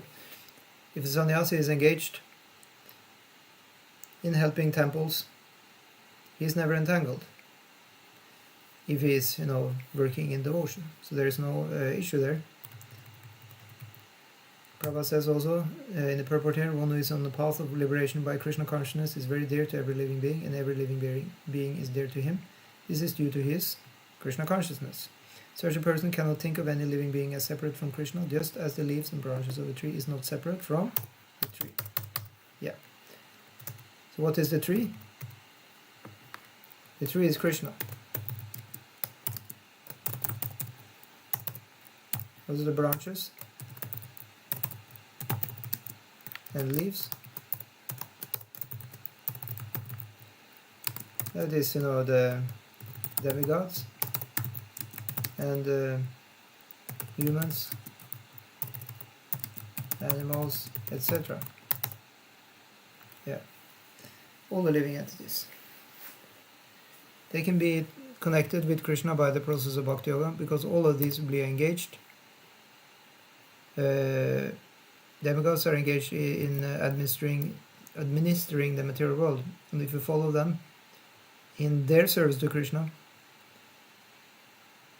So hold on a sec, we shouldn't worship demigods, right? But we are, in parampara, coming from devatas. Yeah, we were coming from Brahma, Madhva, Gaudiya Sampradaya. So, yeah, Brahma, Madhva, Gaudiya Sampradaya. This is our Sampradaya. Our lineage. Yeah. So Brahma is a demigod. Yeah. So how do we follow Brahma?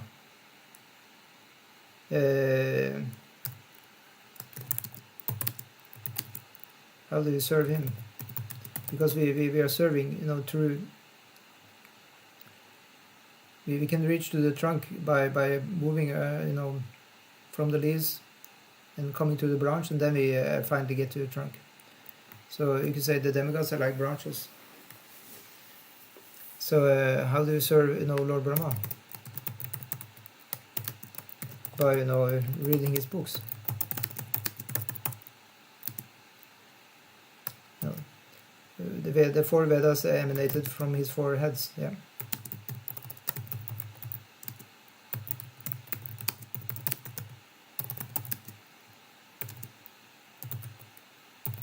Four mouths. Yeah. I can just say the Vedas. So another place, the Vedas emanated from his breath, and he spread them through his empowered disciples. He's the first guru in our line. Help you to have a balance, alright? At the same time, It's coming through. God helps to all of us. Yeah, sorry for that. Yeah, I should have automatically muting everybody who comes in here. That's okay. Thank you for joining. So by serving Krishna, then Vyasa is giving Vedas, which he got from Narada, who got them from Brahma. Yeah.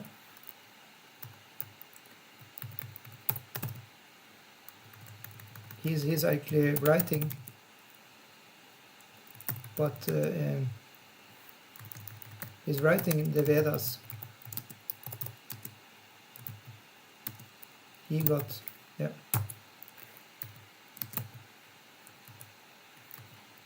From Narada. Yeah. How do I get through this?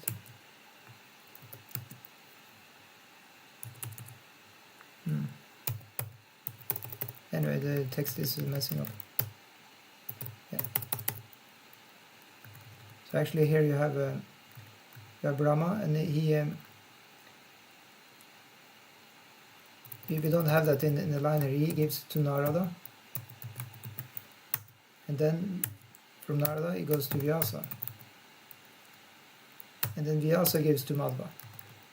Yeah.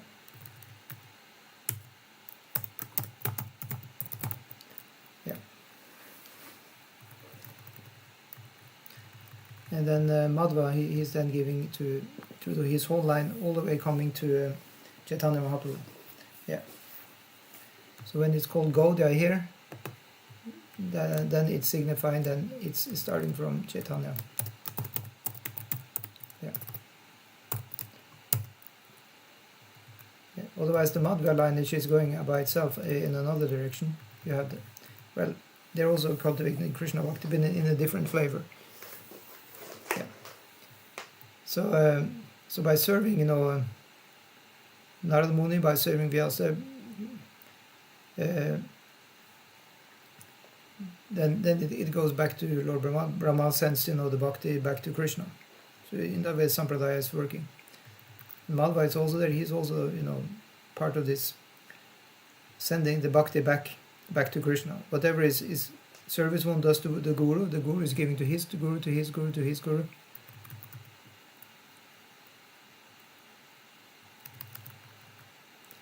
Vyasa is writing the Vedas he got from Narada. So, and Narada, you can say he got Vedas in a condensed way from Lord Brahma. It's been explained like that. He just got a few verses. He got kind of a condensed version. And then he was meditating on that, absorbing that, and then he expanded it. And then he gave that further to Vyasa, who expanded it a lot. And then, of course, Vyasadeva is giving to all his different disciples, the different branches of the Vedas. Because Veda Vyasa means to divide. And then each disciple is then expanding it a lot again. So then we have all this huge variety of knowledge. So by serving Krishna, you can serve all these lineages. So simply by chanting Hare Krishna, one can immediately, water the root of the whole tree. Then all the demigods will be satisfied and everybody will be happy. Yeah, that's what Prabhupada says here. He knows very well that by pouring water on the root of the tree, the water will be distributed to all the leaves and branches. Or by supplying food to the stomach, the energy is automatically distributed throughout the body. Because one who works in Krishna consciousness is servant to all, he is very dear to everyone.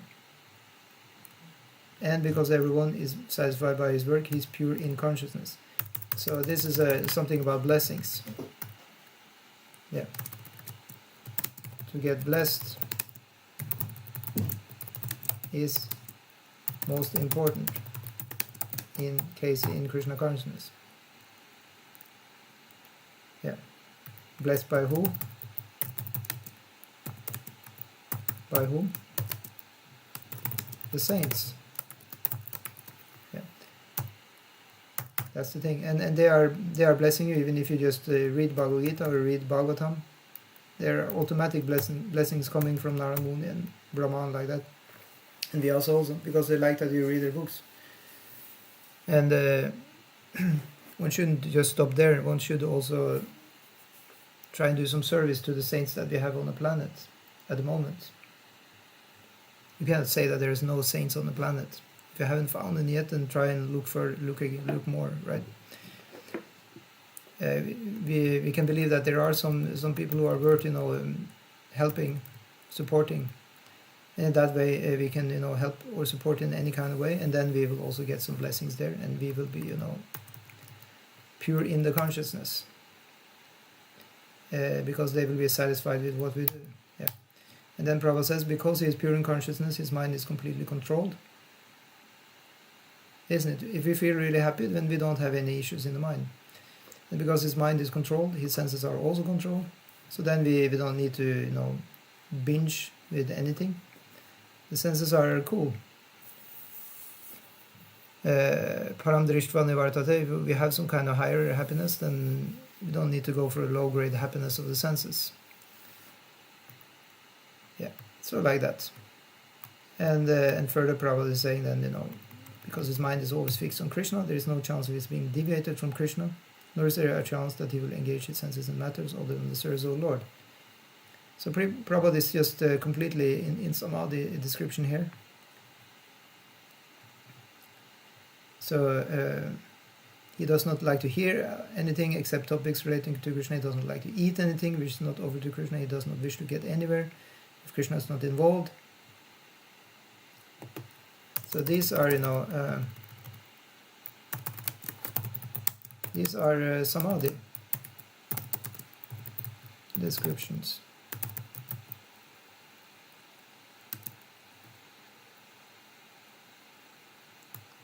The highest platform of spiritual ecstasy. How do you write it in? Yeah. In Krishna Prema.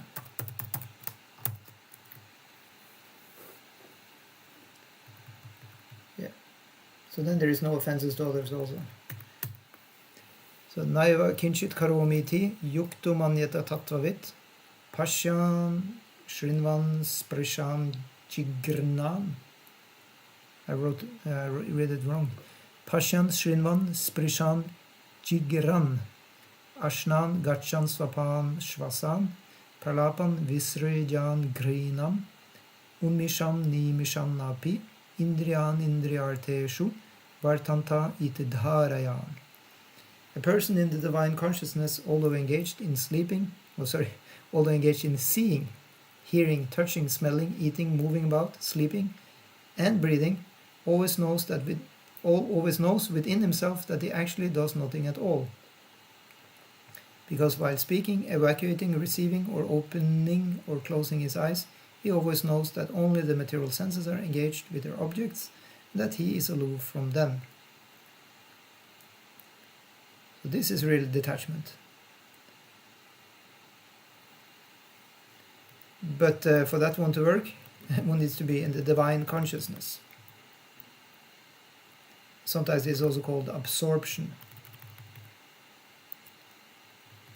Prabhupada says, a person in Krishna consciousness is pure in his existence and consequently has nothing to do with any work which depends upon 5 immediate and remote causes: the doer, the work, the situation, the endeavor, and fortune. Yeah, so these are going to be explained in another place, or were they already explained? No, I think they come later. They come toward the end of the book. Yeah. So actually we can look at them here, because these are actually quite important. The doer is ahankara actually. The work, or doer is, it's a karta. Yeah. Karta. And the work is a karma, situation, sthana, yeah, something like that. Endeavor, chesta, that is another, and then bhagya, yeah, it's fortune. Maybe I didn't get the Sanskrit right, but anyway. It's in the 17th chapter, I think. Let's see if we can find that.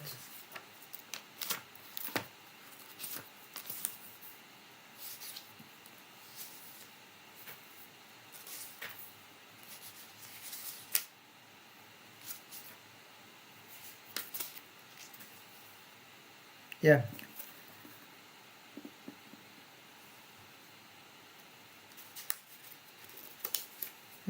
No, this is not the one.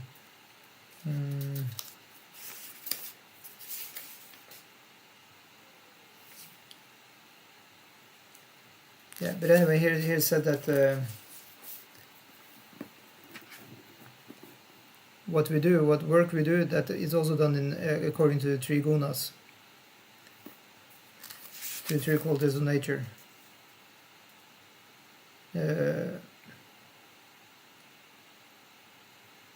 So it said also that the knowledge, object of knowledge, and the knower are the 3 factors that motivate action. Yeah. So karta, actually, to be a karta, to be a doer. Yeah. The doer. Yeah. What does it mean? The ahankara.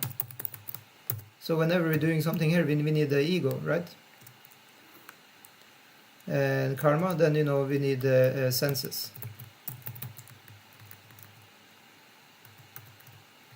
right? And then a situation.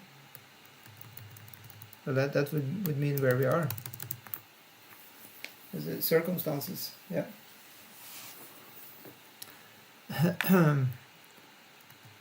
Desha Kala Patra. You can say that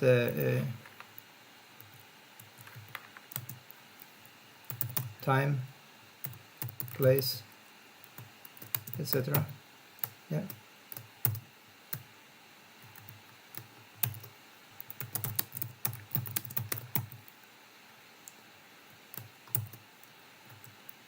Chesta is an endeavor. So then, so that's depending here then. If we go down here, I'll just put that point down here. See if I do like this, does this work? So right here, the endeavor is motivated by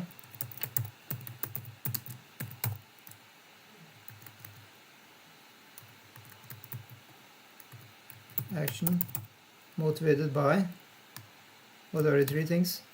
It's by knowledge, the object,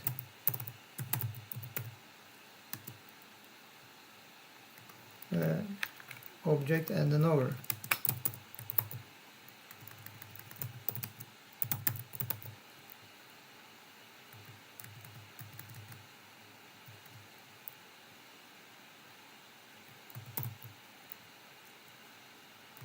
Yeah.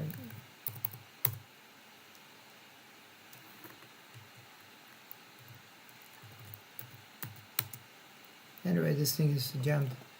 Yeah. Yeah, so endeavor is motivated by knowledge, object, and the knower. Yeah. This is the object of knowledge. Yeah. And the knower. These three are again called Jnana, and then this other one is called Gyeya, that which is to be known. And then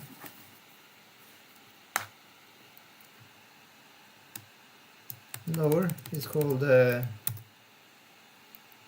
Parigyata, maybe just Gyata. And then Bhagya, what is a fortune then? The goddess of fortune, eh? The Lakshmi. Lakshmi Devi, yeah. Lakshmi Devi, yeah. She's giving our good fortune. Of course, that she does according to karma. Or, if we are devotees, she will give according to our bhakti. Isn't that amazing?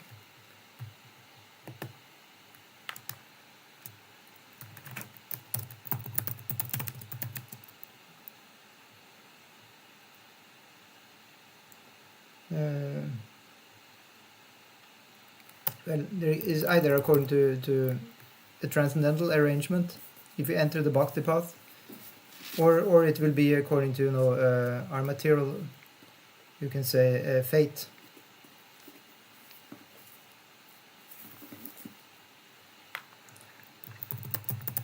You can say according to destiny. So sometimes, we call, destiny karma, yeah.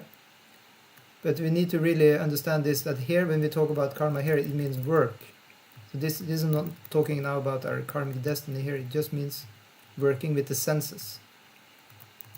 I can write even here, working senses.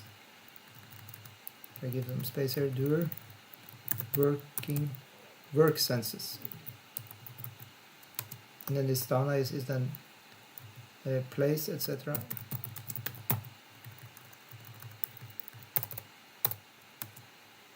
Yeah.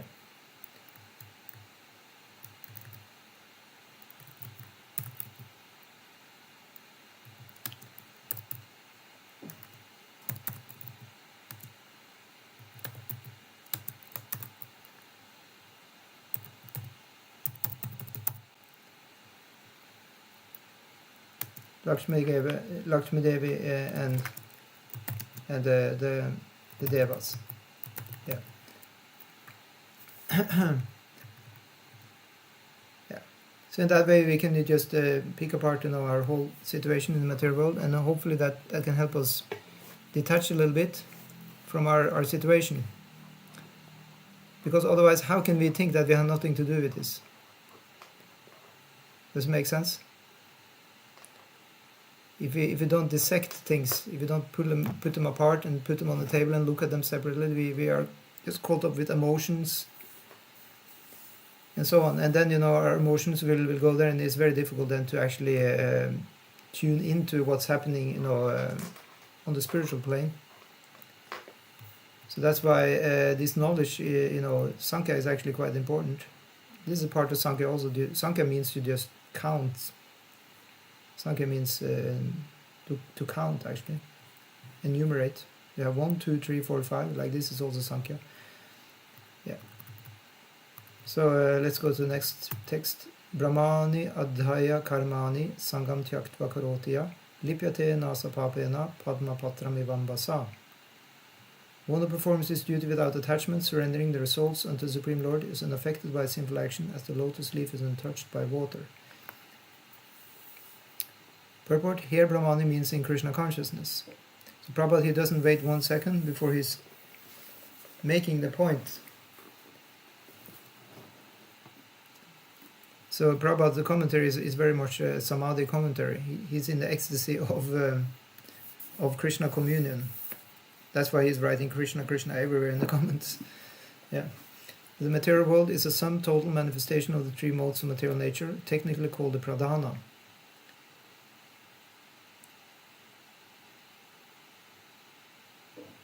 Yeah, so pradhana then means the unmanifested.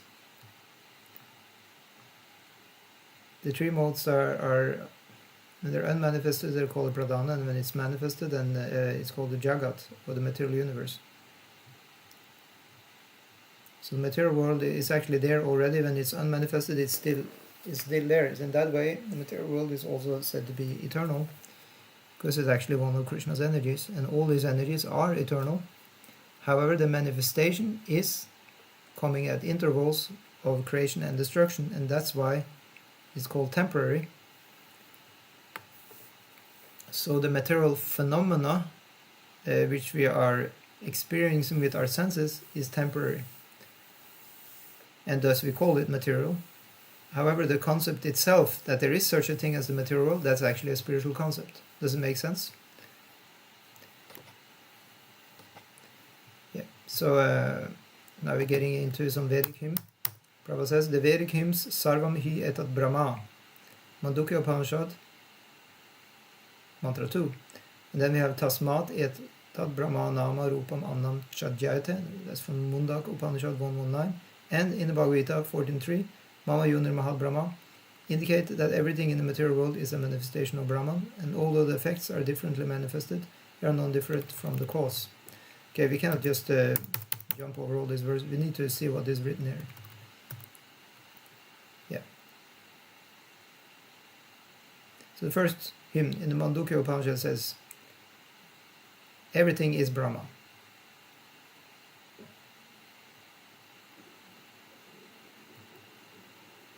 Yeah.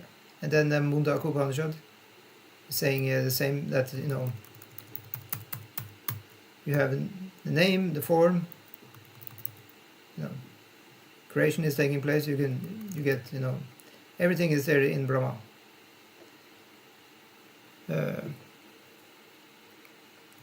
And Mama Yunir Mahal Brahma. As Krishna says that this Brahma is my womb. Mama Yoni. Yoni means a womb, or birthplace even. Yeah. So in other words, Brahman is a birthplace where all of us are being born. And how are we being born?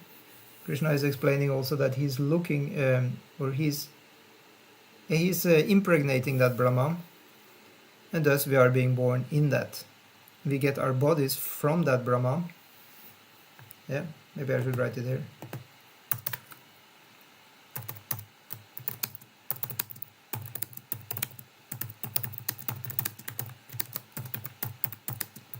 because we are impregnated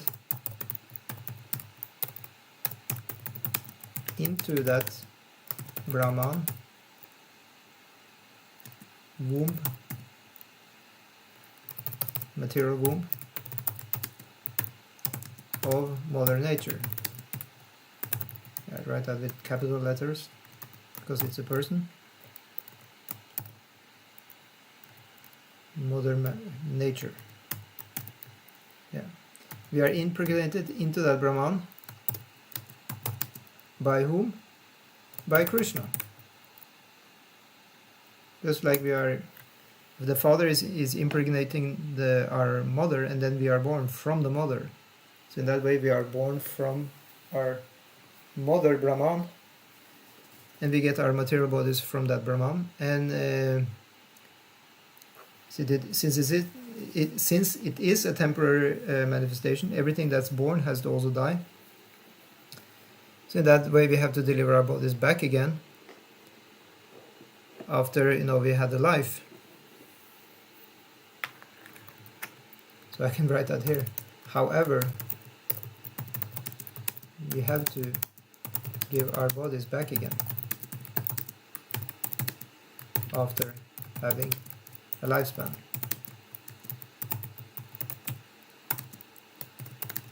But we can keep on getting reborn.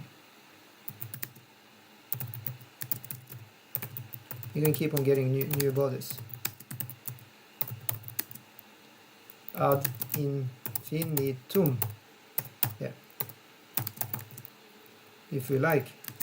Yeah. Because the material energy is eternal.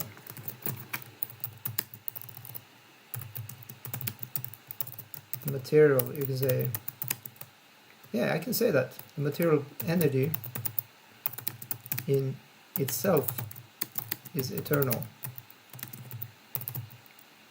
coming from the eternal Krishna, from the eternal God. Yeah.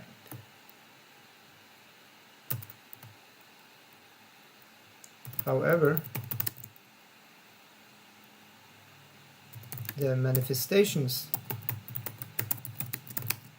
of the material energy are always temporary.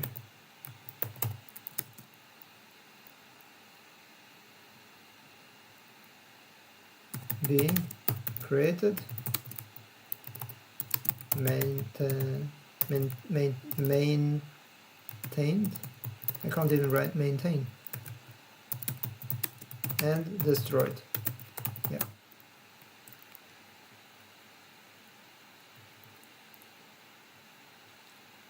Yeah. So in the Upanishad it is said that everything is related to the Supreme Brahman or Krishna, and thus everything belongs to him only. One knows perfectly well that everything belongs to Krishna, and that he is the proprietor of everything, and that therefore everything is engaged in the service of the Lord, naturally has nothing to do with the results of his activities, whether virtuous or sinful. Well, that's an interesting statement then.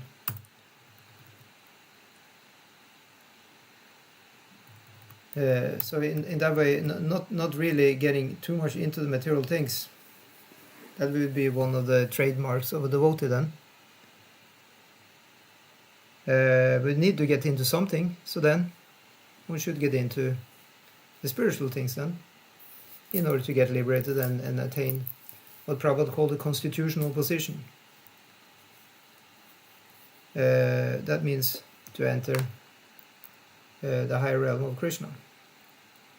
So even Prabhupada is saying further, even one's material body being a gift of the Lord for carrying out a particular type of action can be engaged in Krishna consciousness.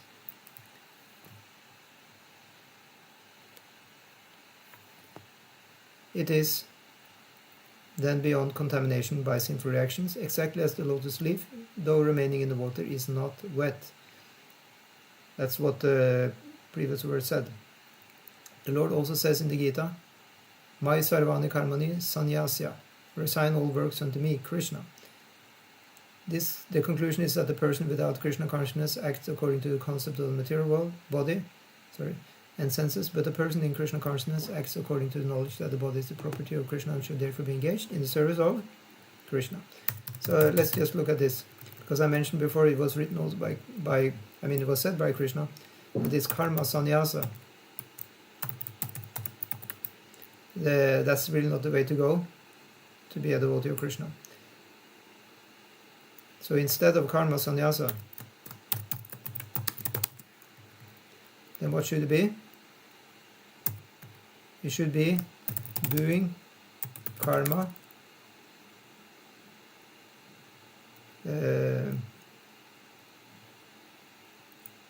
being detached from it, and that's also called sannyasa. That was said in that verse, sarvani karmani sannyasya. So doing karma, being detached from it,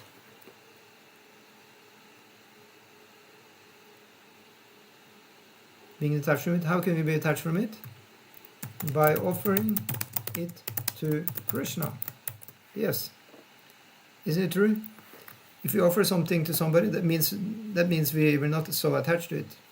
Say if I have 2 bananas, and I give these 2 bananas to you, am I very attached to these 2 bananas? No, I'm not attached to these 2 bananas because I am able to give them to you. So in the same way, if we do work and we're giving it to Krishna, then we're not attached to this work. So then we are, sannyasis. But this karma sannyasa mentioned, which Krishna is, bashing, that's the karma sannyasa, renunciation from work in order to melt with Brahman. Yeah, that's what it is.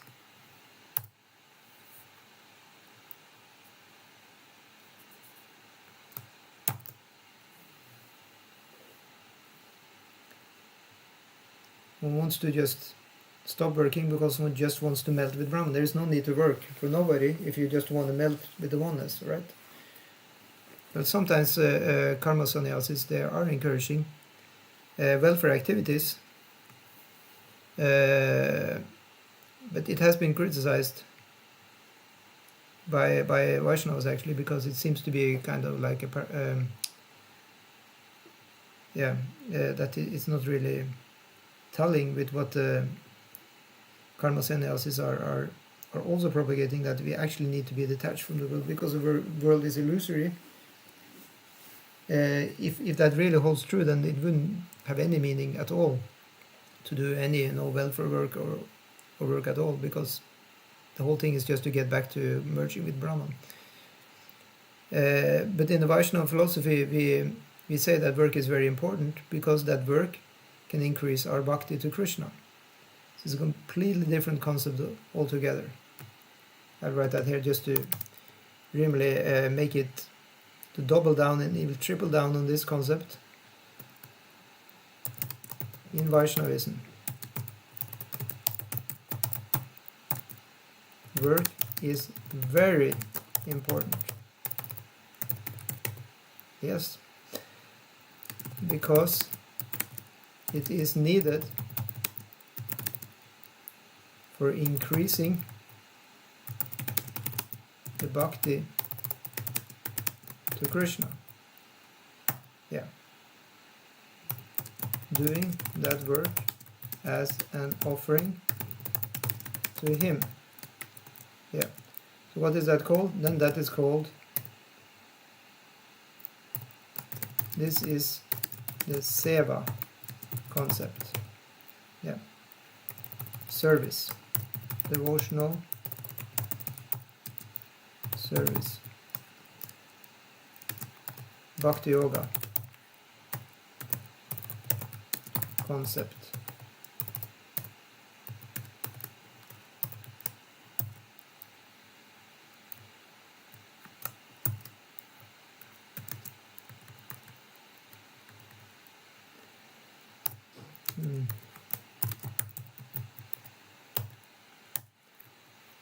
So last text, 11. Kayana manasa buddhya kevalair indriyair yogina sarvakurvanti sangam tyaktvatma shuddhaye The yogis, abandoning attachment, act with body, mind, intelligence, and even with the senses, only for the purpose of purification. So kaya. In the previous video we told that there are many different words for the body. You have sharira, you have deha, you have kaya, even tanu. A few different words describe exactly the same thing, but with different emphasis. As Sharira was talking about the body in terms of that it is always decaying, then Deha, it talked about that the body always has metabolism going down in order to build it up. So, and then we have the mind, is a manasa, and buddhya is intelligence. And then we have all the senses. And then with all this we can do yoga for getting purified. Yeah. And then Sangam Tyaktva Atma Shuddhaya. So we do Sangha Tyaktva. That means we are abandoning the attachment. So here it says Sangha. Sangha means association. What do you mean? We're giving up association? We're not giving up satsanga, the good association. We always have satsanga or sadhu sangha programs, such as the Sunday feast. Definitely do that. But we give up the asatsanga. It's one of the utterances of Chaitanya Mahaprabhu, asatsanga tyaga, ai Vaishnava chara. So one of the activities of Vaishnava is to give up the bad association.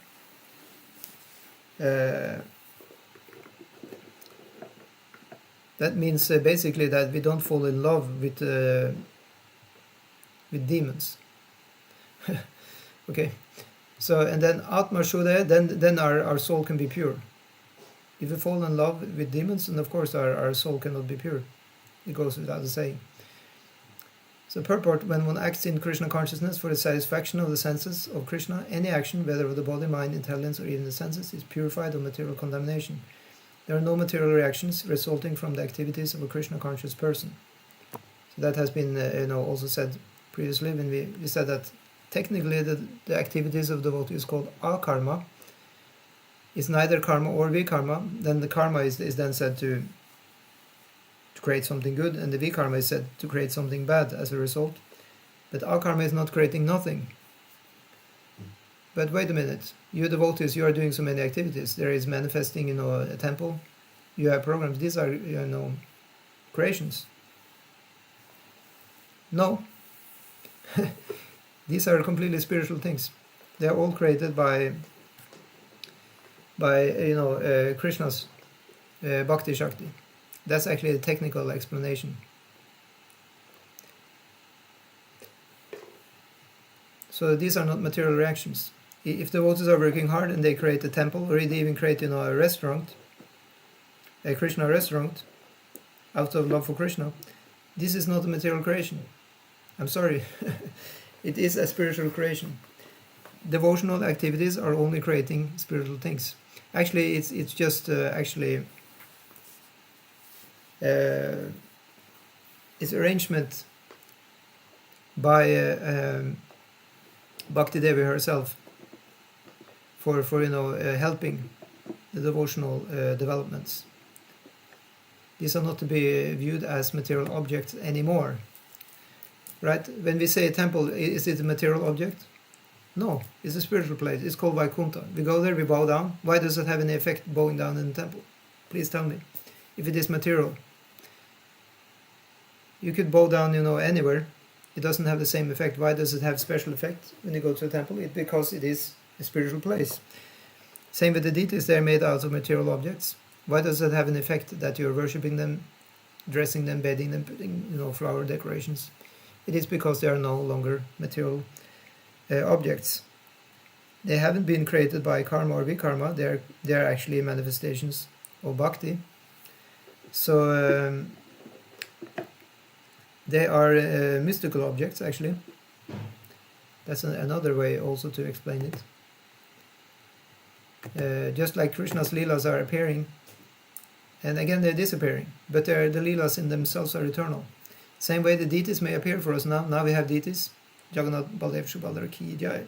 They are there in our temple here in Oslo. They may not be here for hundred thousands of years, but we are very lucky that they have manifested now for the time being so that we can see them. Just like Krishna is manifesting, once in a day Brahma is coming and people can see him, and then he's going again. Does that mean that Krishna is temporary? No. In the same way the deities are explained that we should see them also as eternal, who's just temporary manifest for our eyes.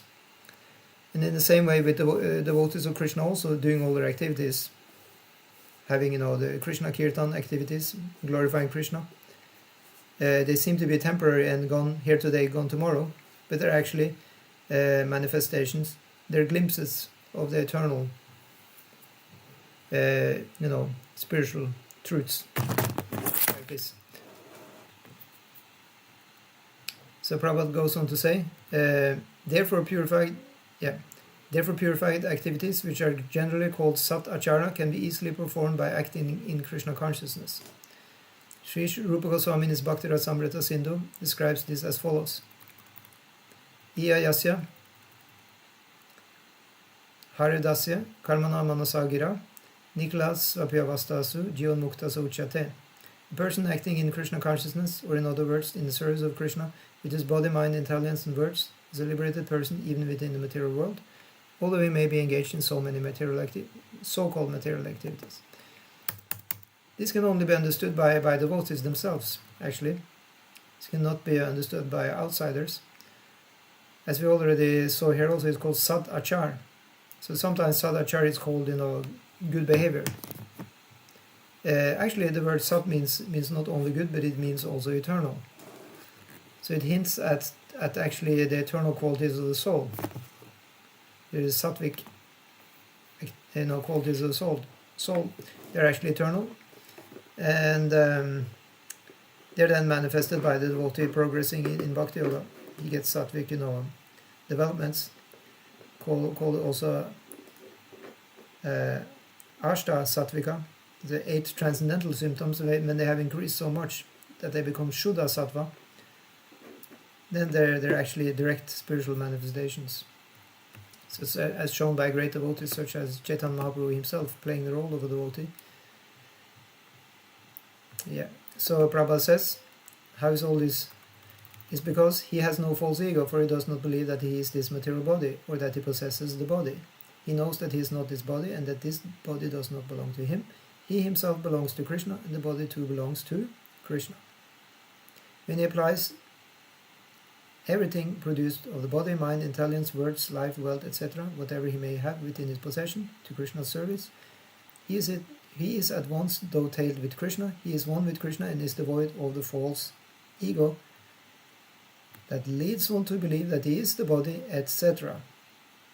This is the perfect stage of Krishna consciousness. So thank you so much. So, actually, I should have one more verse to finish this section, and then we'll start on verse 13 tomorrow. So text 12. Yukta karma palam tyaktva shantim apnoti naishtikim ayukta kama karena palis shaktu nibadyate. The steadily devoted soul attains unadulterated peace because he offers the results of all activities to me, whereas a person who is not in union with the divine, who is greedy for the fruits of his labor, becomes entangled. So Prabhupada sums up the situation very nicely by saying, the difference between a person in Krishna consciousness and a person in bodily consciousness is that the former is attached to Krishna, whereas the latter is attached to the result of his activities. The person who is attached to Krishna and works for him only is certainly a liberated person, and he has no anxiety over the results of his work. So this is the topmost level which comes about by doing karma yoga for Krishna. Thank you so much. Hare Krishna, Krishna Krishna, Hare Hare, Hare Rama, Rama Rama, Hare Hare. Srila Prabhupada ki jai.